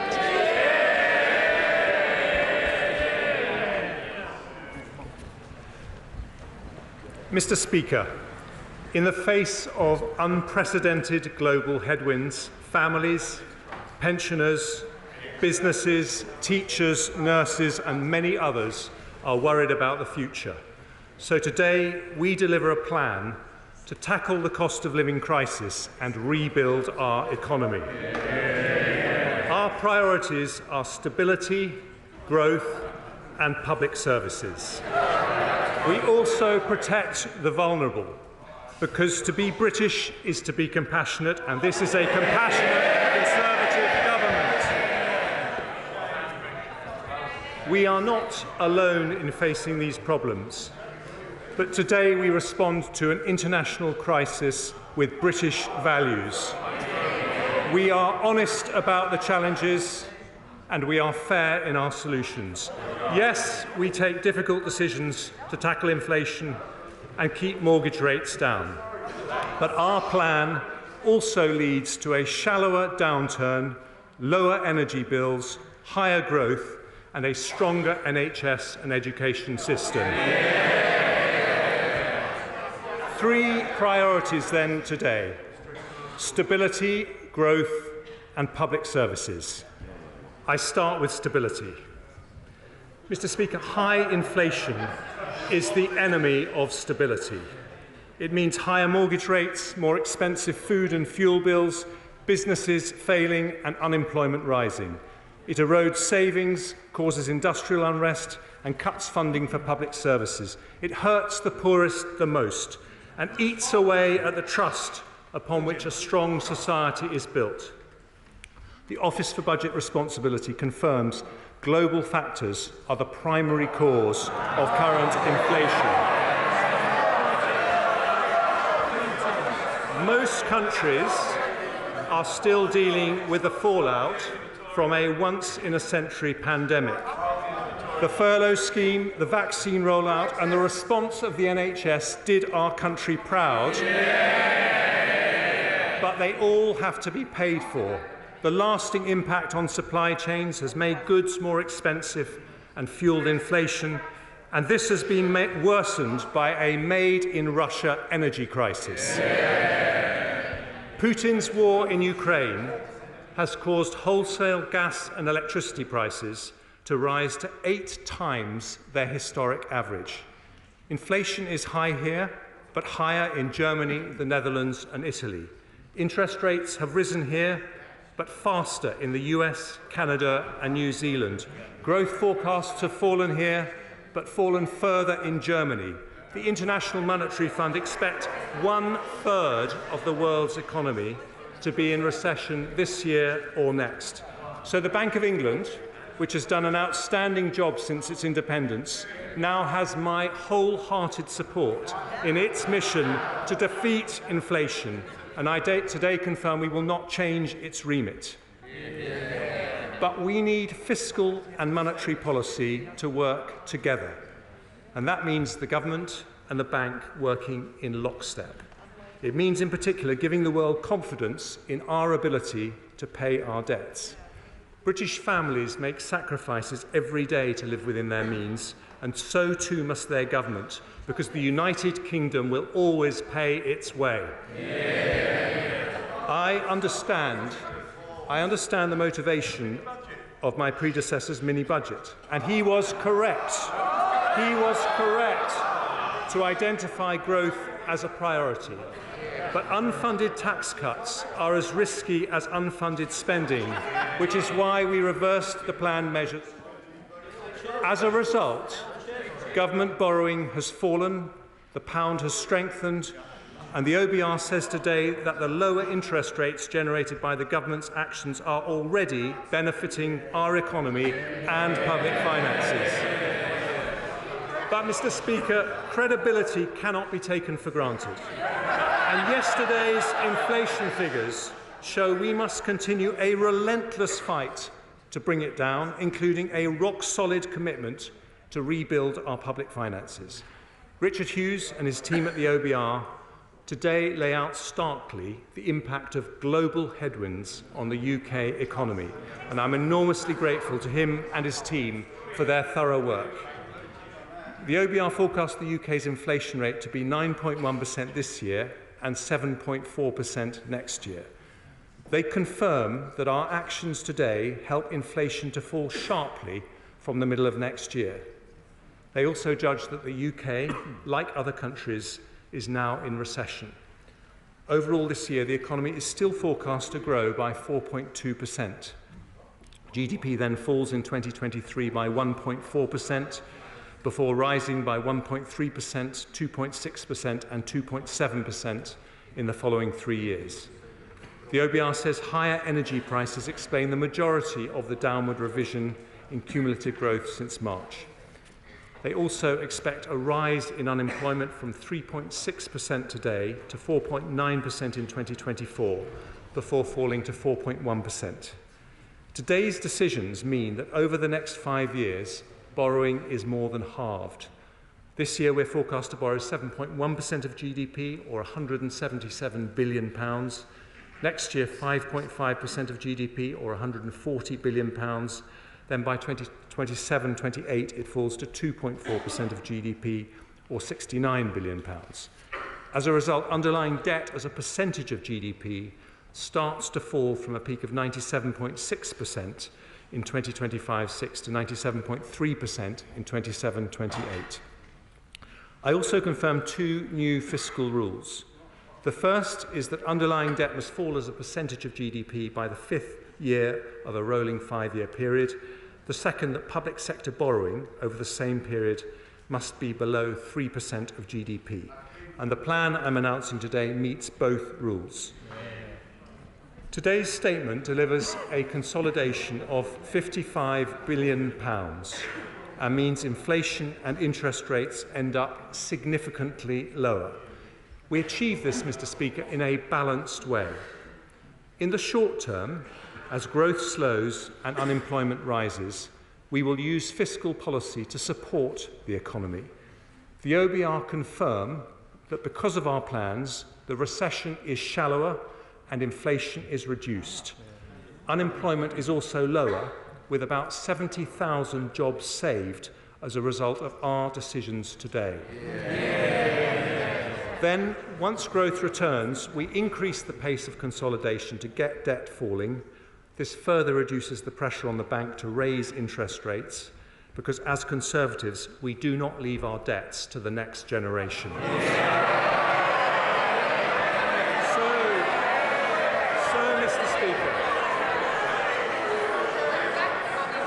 So, Mr. Speaker, this is a balanced path to stability, tackling inflation to reduce the cost of living and protect pensioner savings whilst supporting the economy on a path to growth.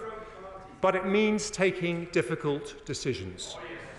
Anyone who says there are easy answers is not being straight with the British people. Some argue for spending cuts, but that would not be compatible with high-quality public services. Others say savings should be found by increasing taxes, but Conservatives know that high-tax economies damage enterprise and erode freedom. We want low taxes and sound money, but Conservatives know sound money has to come first, because inflation eats away at the pound in people's pockets even more insidiously than taxes. So with just under half of the £55 billion consolidation coming from tax and just over half from spending, this is a balanced plan for stability. I turn first to our decisions on tax. I have tried to be fair by following two broad principles. Firstly, we ask those with more to contribute more, and secondly, we avoid the tax rises that damage growth. Although my decisions today do lead to a substantial tax increase, we have not raised headline rates of taxation, and tax as a percentage of GDP will increase by just 1% over the next 5 years. I start with personal taxes. Asking more from those who have more means that the first difficult decision I take on tax is to reduce the threshold at which the 45p rate becomes payable from £150,000 to £125,140. Those earning £150,000 or more will pay just over £1,200 more in tax every year. We're also taking difficult decisions on tax-free allowances. I'm maintaining at current levels the income tax personal allowance, higher rate threshold, main national insurance thresholds and the inheritance tax thresholds for a further 2 years, taking us to April 2028. Even after that, we'll still have the most generous set of tax-free allowances of any G7 country. I'm also reforming allowances on unearned income. The dividend allowance will be cut from £2,000 to £1,000 next year and then to £500 from April 24. The annual exempt amount for capital gains tax will be cut from £12,300 to £6,000 next year and then £3,000 from April 24. These changes still leave us with more generous allowances than countries like Germany, Ireland, France and Canada. Because the OBR forecast half of all new vehicles will be electric by 2025, to make our motoring tax system fairer, I've decided that from then, electric vehicles will no longer be exempt from vehicle excise duty. Company car tax rates will remain lower for electric vehicles, and I've listened to industry bodies and will limit rate increases to 1 percentage point a year for 3 years from 2025. The OBR expects housing activity to slow over the next 2 years, so the stamp duty cuts announced in the mini-budget will remain in place, but only until the 31st of March 2025. After that, I will sunset the measure, creating an incentive to support the housing market and the jobs associated with it by boosting transaction during the period the economy most needs it. I now turn to business taxes.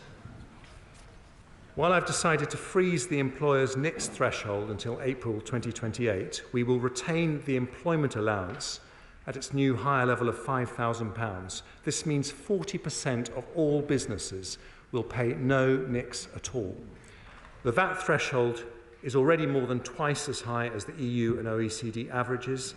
I will maintain it at that level until March 26. My right honourable friend, the Prime Minister, successfully negotiated a landmark international tax deal. to make sure multinational corporations, including big tech companies, pay the right tax in the countries they operate. I will implement these reforms, making sure the UK gets our fair share.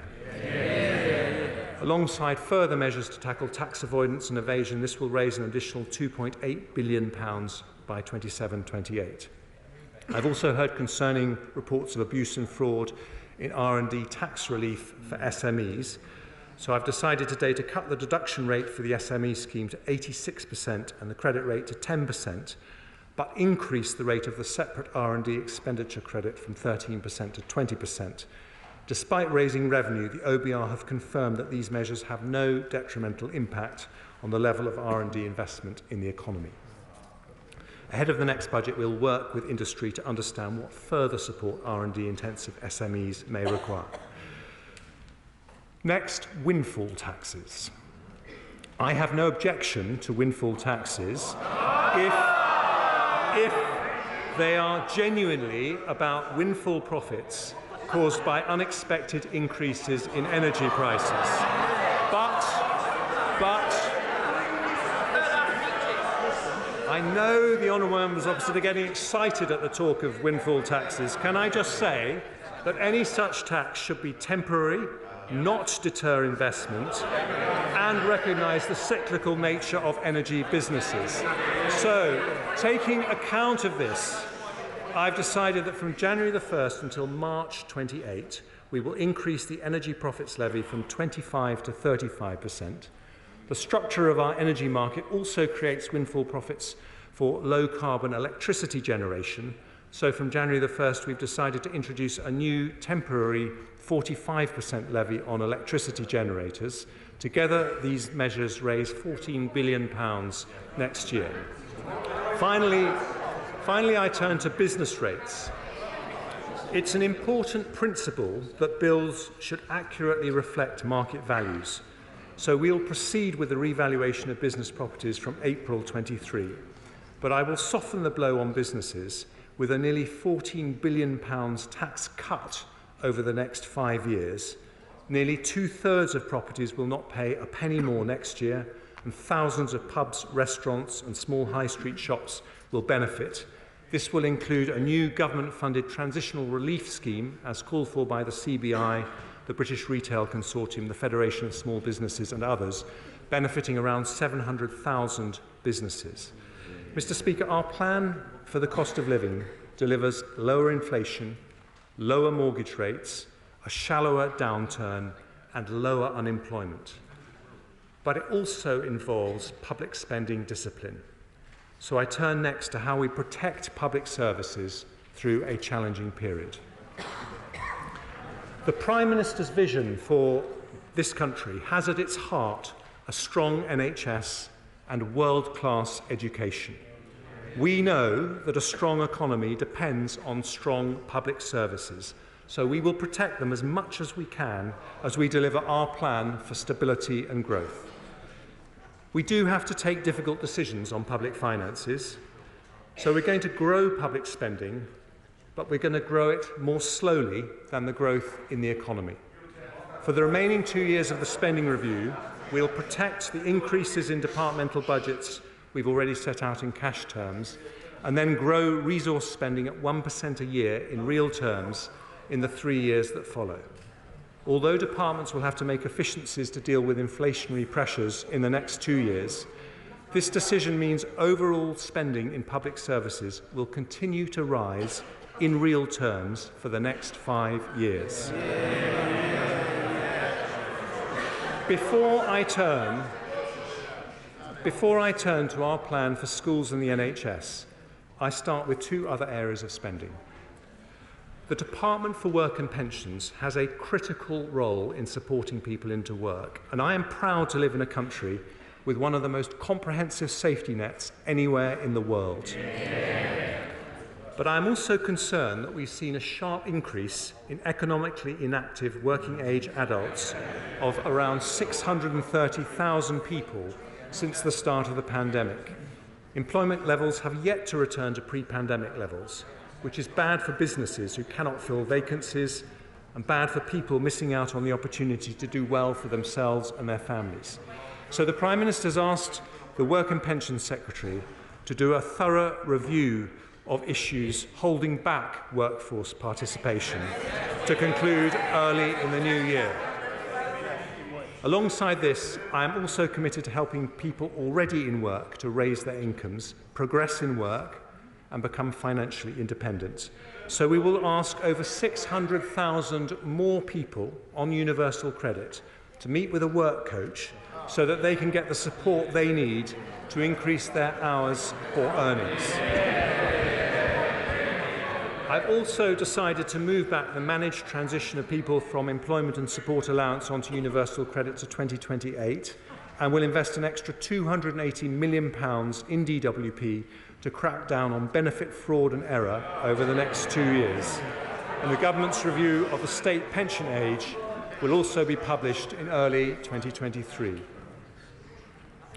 Our security at home depends on our security overseas. So I turn next to defence and other international commitments.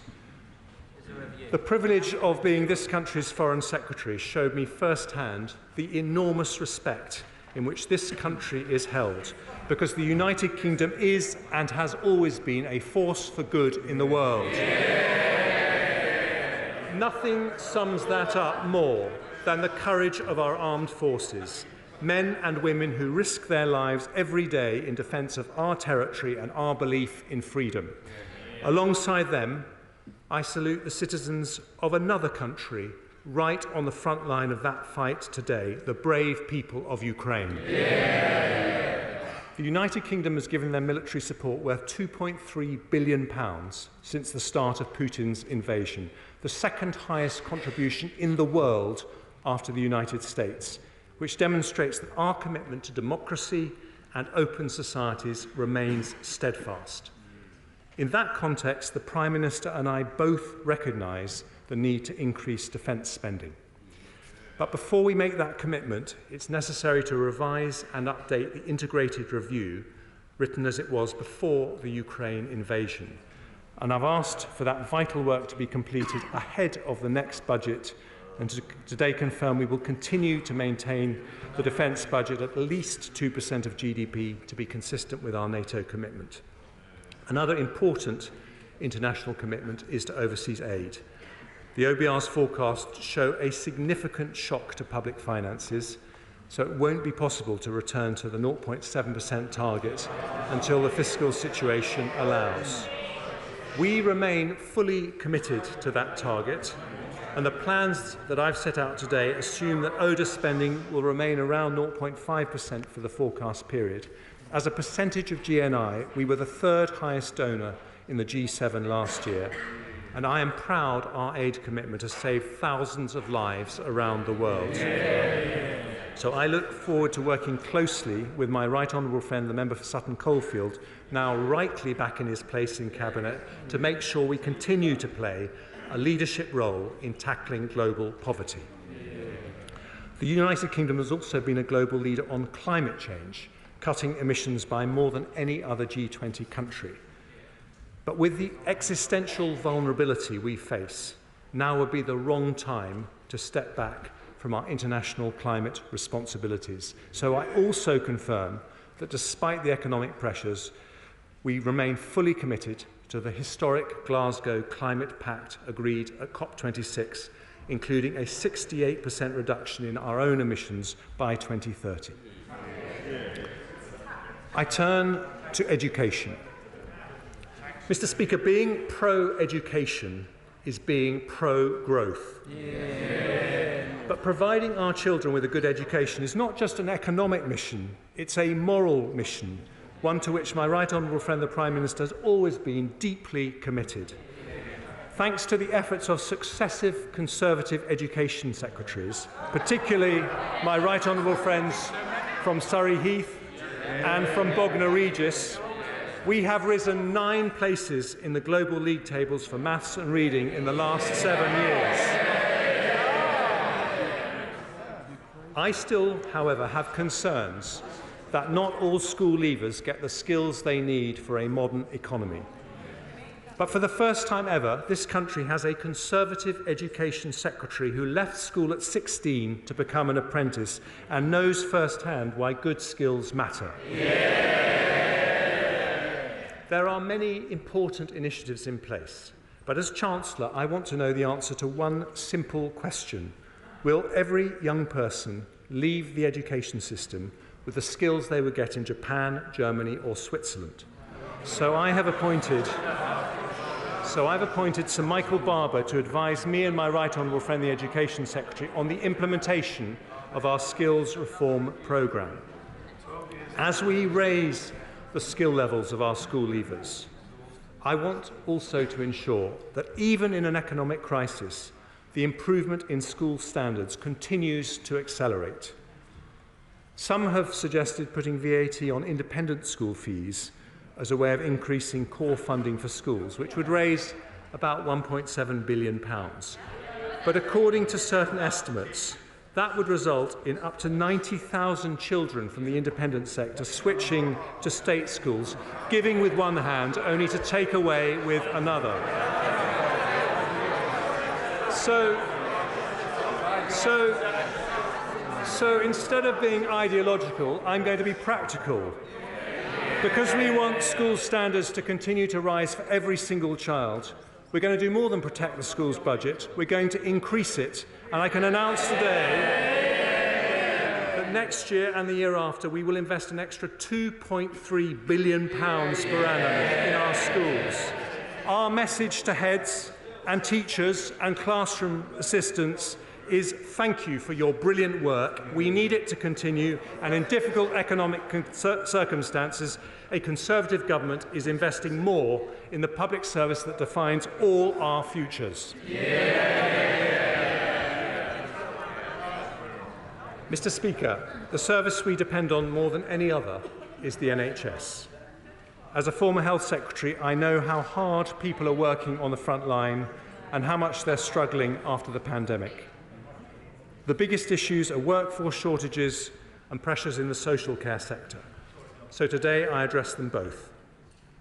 On staff shortages, the former chair of the Health and Social Care Select Committee put forward a case for a long-term workforce plan. He even wrote a book about it, which I've read. I've listened carefully to his proposals, and I believe they have merit. So the Department of Health and Social Care and the NHS will publish an independently verified plan for the number of doctors, nurses and other professionals we'll need in 5, 10 and 15 years' time, taking full account of the need for better retention and productivity improvements. I've also listened to extensive representations about the challenges facing the social care sector. It did a heroic job looking after children, disabled adults and older people during the pandemic. Its 1.6 million employees work incredibly hard, but even outside the pandemic, the increasing number of over 80s is putting massive pressure on their services. I also heard very real concerns from local authorities, particularly about their ability to deliver the Dilnot reforms immediately. So I will delay the implementation of this important reform for 2 years, allocating the funding to allow local authorities to provide more care packages. I also want the social care system to help free up some of the 13,500 hospital beds that are occupied by those who should be at home. So I've decided to allocate for adult social care additional grant funding of £1 billion next year and £1.7 billion the year after. Combined with savings from the delayed Dilnot reforms and more council tax flexibilities, this means an increase in funding available for the social care sector of up to £2.8 billion next year and £4.7 billion the year after. That's a big increase. But how we look after our most vulnerable citizens is not just a practical issue. It speaks to our values as a society. So today's decision will allow the social care system to deliver an estimated 200,000 more care packages over the next 2 years, the biggest increase in funding under any government of any colour in history. The NHS budget has been increased to record levels to deal with the pandemic. And today I'm asking the NHS to join all public services in tackling waste and inefficiency. We want Scandinavian quality alongside Singaporean efficiency, both better outcomes for citizens and better value for taxpayers. That does not mean asking people on the front line, often exhausted and burned out, to work harder, which would not be possible or fair. But it does mean asking challenging questions about how to reform all our public services for the better.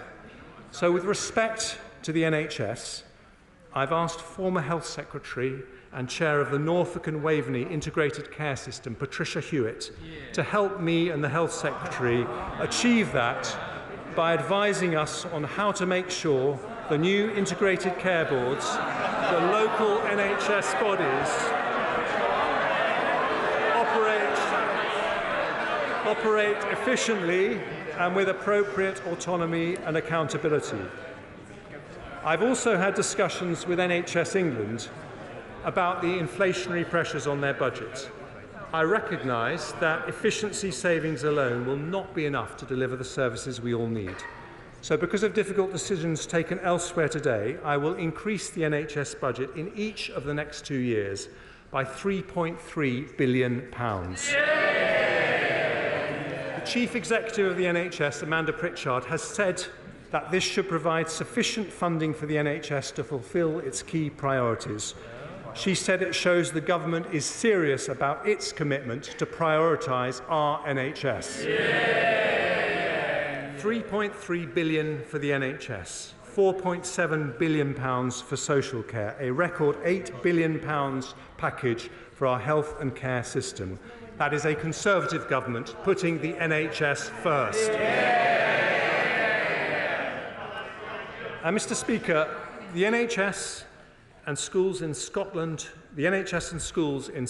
Wales and Northern Ireland face equivalent pressures.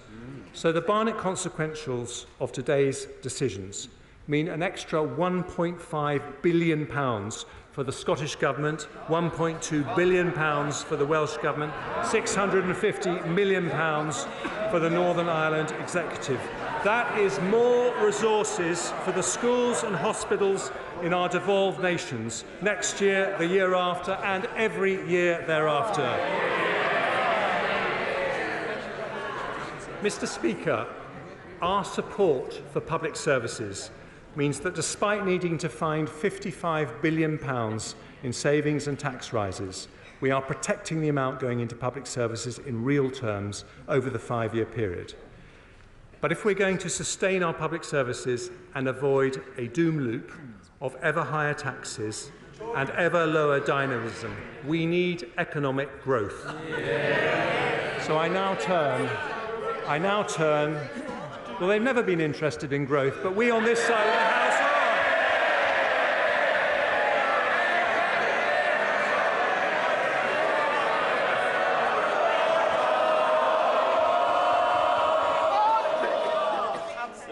I want to get to the end of the budget statement like the rest of the people of this country. Chancellor of the Exchequer. Thank you, Mr. Speaker. So let's start with a difficult message for the party opposite. You cannot borrow your way to growth.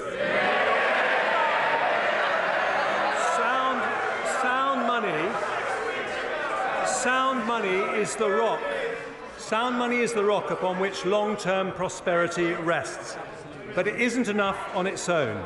Our plan is designed to build a high-wage, high-skill economy that leads to long-term prosperity. In his May's lecture, my right honourable friend the Prime Minister identified the keys to doing this: people, capital and ideas. Today's increase in the education budget demonstrates our commitment to people and skills. And I now outline 3 further growth priorities: energy, infrastructure and innovation. Cheap, low-carbon, reliable energy must sit at the heart of any modern economy. But Putin's weaponisation of international gas prices has helped drive the cost of our national energy consumption right up. This year we'll be spending an extra £150 billion on energy compared to pre-pandemic levels, equivalent to paying for an entire second NHS through our energy bills. In 2019, a third of global emissions came from energy supply. So unless we act radically to change our approach, we'll both bankrupt our economy and harm our planet. Over the long term, there's only one way to stop ourselves being at the mercy of international gas prices: energy independence combined with energy efficiency. Energy independence, so neither Putin nor anyone else can use energy to blackmail us, and energy efficiency to reduce demand and climate impact as much as possible. Now, Britain is a global leader in renewable energy. Last year, nearly 40% of our electricity came from offshore wind, solar, and other renewables. Since 2010, our renewable energy production has grown faster than any other large country in Europe. But we need to go even further with a major acceleration of homegrown technologies like offshore wind, carbon capture and storage, and above all, nuclear. This will deliver new jobs, industries and export opportunities and secure the clean, affordable energy we need to power our future economy and reach net zero. So today I can announce the government will proceed with a new nuclear power plant at Sizewell C. Subject to final government approvals, the contracts for the initial investment will be signed with relevant parties, including EDF, in the coming weeks. This will create 10,000 highly skilled jobs and provide reliable, low-carbon power to the equivalent of 6 million homes for 50 years. Our £700 million investment is the first state backing for a nuclear project in over 30 years and represents the biggest step in our journey to energy independence. But, Mr. Speaker, energy efficiency is just as important. So today, we set our country a new national ambition. By 2030, we want to reduce energy consumption from buildings and industry by 15%. Reducing demand by this much means, in today's prices, a £28 billion saving from our national energy bill, or £450 off the average household bill. This must be a shared mission, with families and businesses playing their part. But so will the government play our part. In this Parliament, we're already planning to invest in energy efficiency a total of £6.6 billion. Today I'm announcing new funding from 2025 of a further £6 billion, doubling our annual investment to deliver this new national ambition. Our commitment to the British people is over time to remove the single biggest driver of inflation and volatility facing British businesses and consumers. So my right honourable friend, the Business and Energy Secretary, will publish further details on our energy independence plans and launch a new energy efficiency task force shortly. Mr. Speaker, if a modern economy needs secure, clean and affordable energy, it also needs good roads, rail, broadband and 5G infrastructure. Such connections matter because they allow wealth and opportunity to spread to every corner of the country. And that is why infrastructure is our second growth priority. Thanks to decisions by this Conservative government, right now workers right across the country are building or maintaining thousands of miles of roads and railways, installing mobile masts and broadband cables to connect the remotest parts of rural Britain, building and repairing hospitals and constructing new wind turbines in the North Sea. When looking for cuts, capital is sometimes seen as an easy option, but doing so limits not our budgets, but our future. So today I can announce that I'm not cutting a penny from our capital budgets in the next 2 years and maintaining them at that level in cash terms for the following 3 years. That means that although we're not growing our capital budget as planned, it will still increase from £63 billion 4 years ago to £114 billion next year, £115 billion the year after, and remain at that level, more than double what it was under the last Labour government.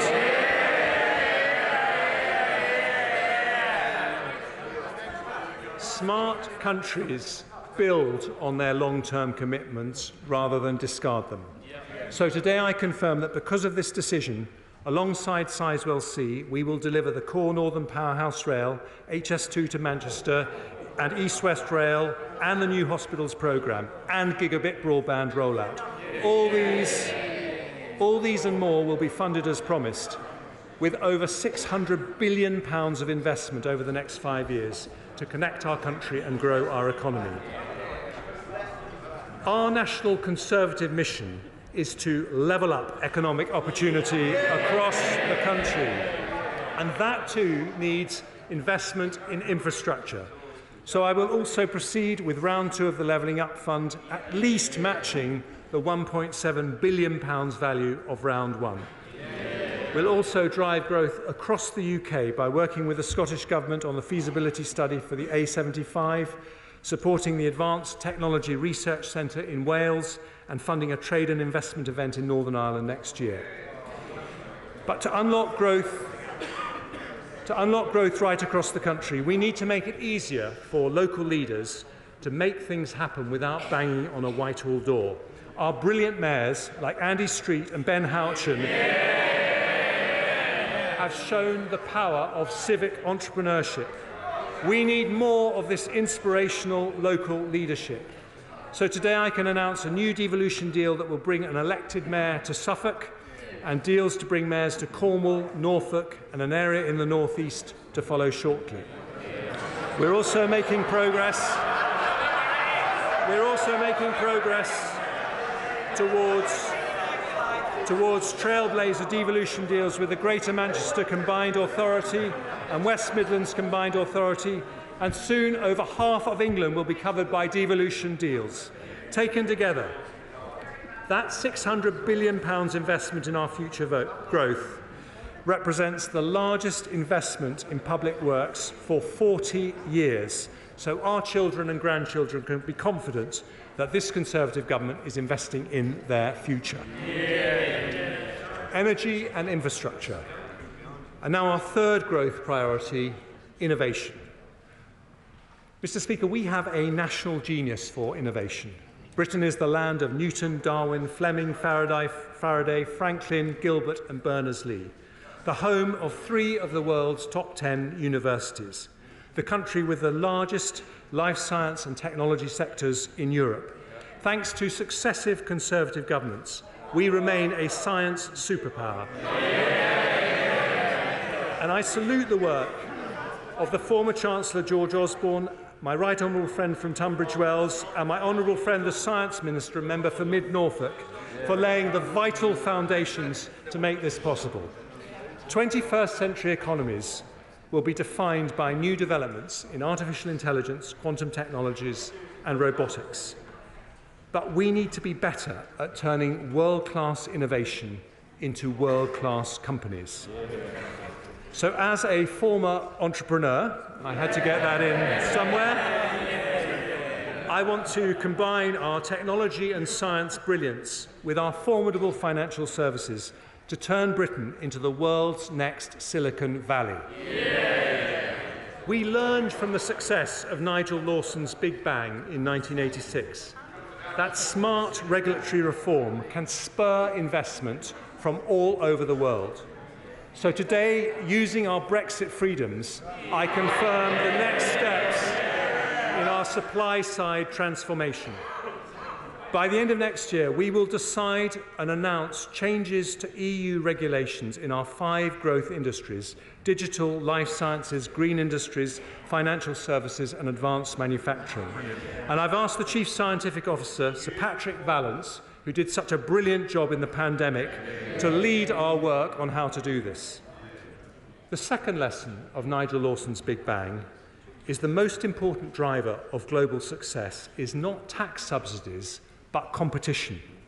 So we will legislate to give the Digital Markets Unit new powers to challenge monopolies and increase the competitive pressure to innovate.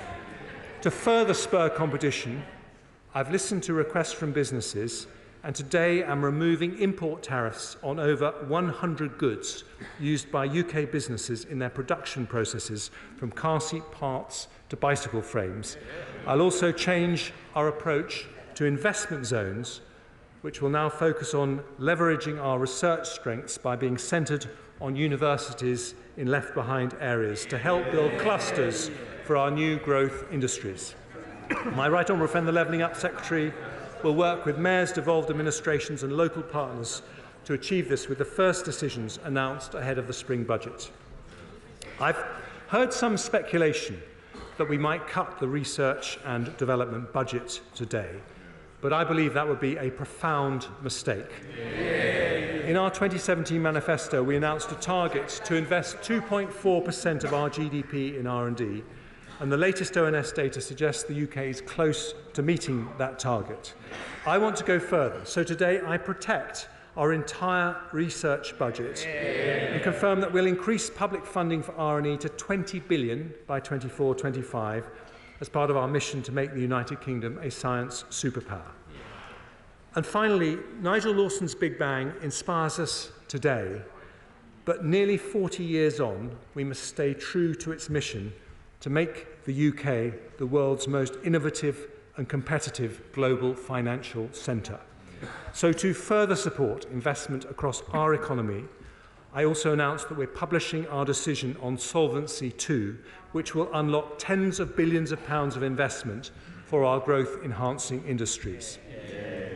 3 priorities for growth: energy security, investment in infrastructure, and a plan to turn the United Kingdom into the world's next Silicon Valley, transforming British intellectual genius into British commercial success. But alongside British genius, we must remember another great national quality: British compassion. So this final part of our plan protects the most vulnerable, and it's to that I now turn. Mr. Speaker, strong public finances aren't just to make accountants happy. It's because we took difficult decisions in 2010 that we could afford record funding increases for the NHS, the landmark furlough scheme, and now the energy price guarantee. Today, the discipline that we've shown means we can provide targeted support to help our most vulnerable citizens with the cost of living. One of the biggest worries for families is energy bills, and I pay tribute to my predecessor, the Right Honourable Member for Spelthorne, and the former Prime Minister, the Right Honourable Member for South West Norfolk, for their leadership in this area.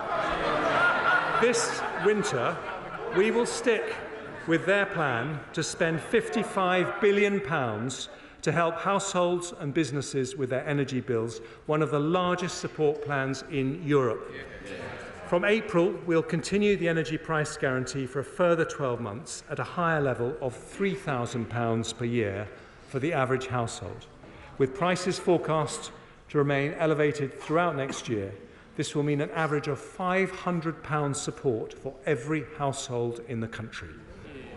At the same time, for the most vulnerable, we'll introduce additional cost of living payments next year of £900 to households on means-tested benefits, £300 to pensioner households, and £150 for individuals on disability benefit. We'll also provide an additional £1 billion of funding to enable a further 12-month extension to the Household Support Fund, helping local authorities to assist those who might otherwise fall through the cracks. And for those households who use alternative fuels, such as heating oil and LPG to heat their homes, I'm today doubling the amount of support from £100 to £200, which will be delivered as soon as possible this winter. And before the end of the year, we'll also bring forward a new targeted approach to support businesses from next April. But I want to go further to support people most exposed to high inflation. Around 4 million families live in the social rented sector, almost 1/5 of households in England. Their rents are set at 1% above the September inflation rate, which means that on current plans, they're set to see rent hikes next year of up to 11% for For many, that would just be unaffordable. So today I can announce that this government will cap the increase in social rents to a maximum of 7% in 23-24. Compared to current plans, that is a saving for the average tenant of £200 next year. This government introduced, I thought they cared about the most vulnerable.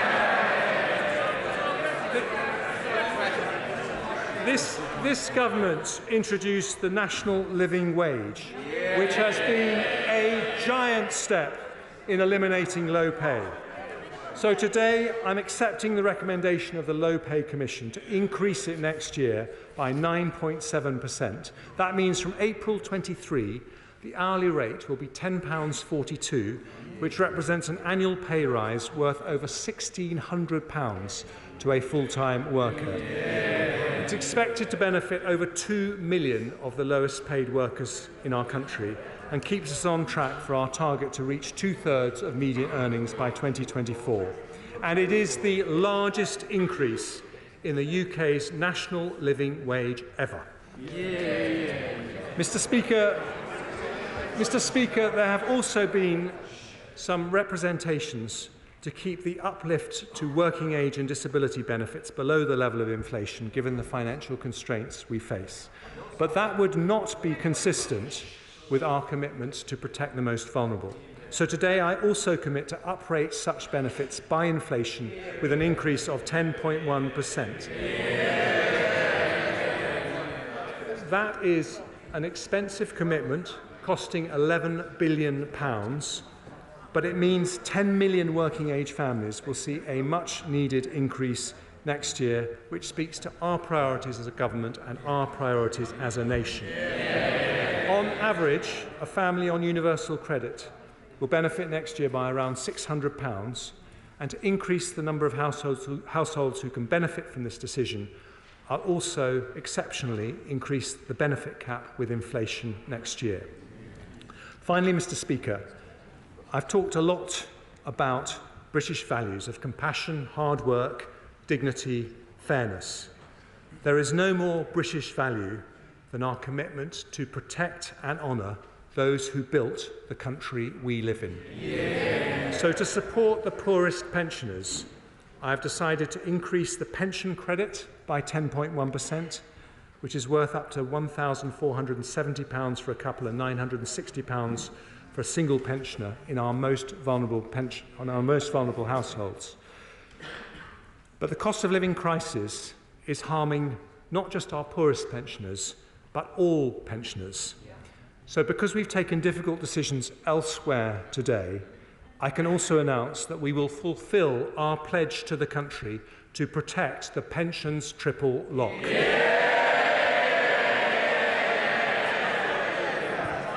In April, the state pension will increase in line with inflation, an £870 increase, which represents the biggest ever increase in the state pension. And to the millions of pensioners who will benefit from this measure, I say now and always, this government is on your side. Mr. Speaker, there is a global energy crisis, a global inflation crisis, and a global economic crisis. But the British people are tough, inventive, and resourceful. We have risen to bigger challenges before. We aren't immune to these headwinds, but with this plan for stability, growth, and public services, we will face into the storm. There may be a recession made in Russia, but there is a recovery made in Britain.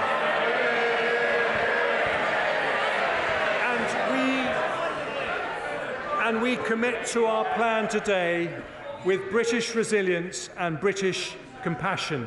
Because of the difficult decisions we take today, we strengthen our public finances, bring down inflation, protect jobs. We build the first state-backed nuclear power station for 30 years. We continue the biggest programme of capital investment for 40 years. We protect standards in schools, cut NHS waiting times, fund social care, cap energy bills, support those on benefits. We protect workers with the biggest ever increase in the national living wage.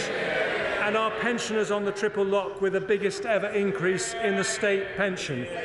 This is a balanced plan for stability, a plan for growth, and a plan for public services. It shows that you don't need to choose either a strong economy or good public services. With Conservatives, and only with Conservatives, you get both. And I commend this statement to the House.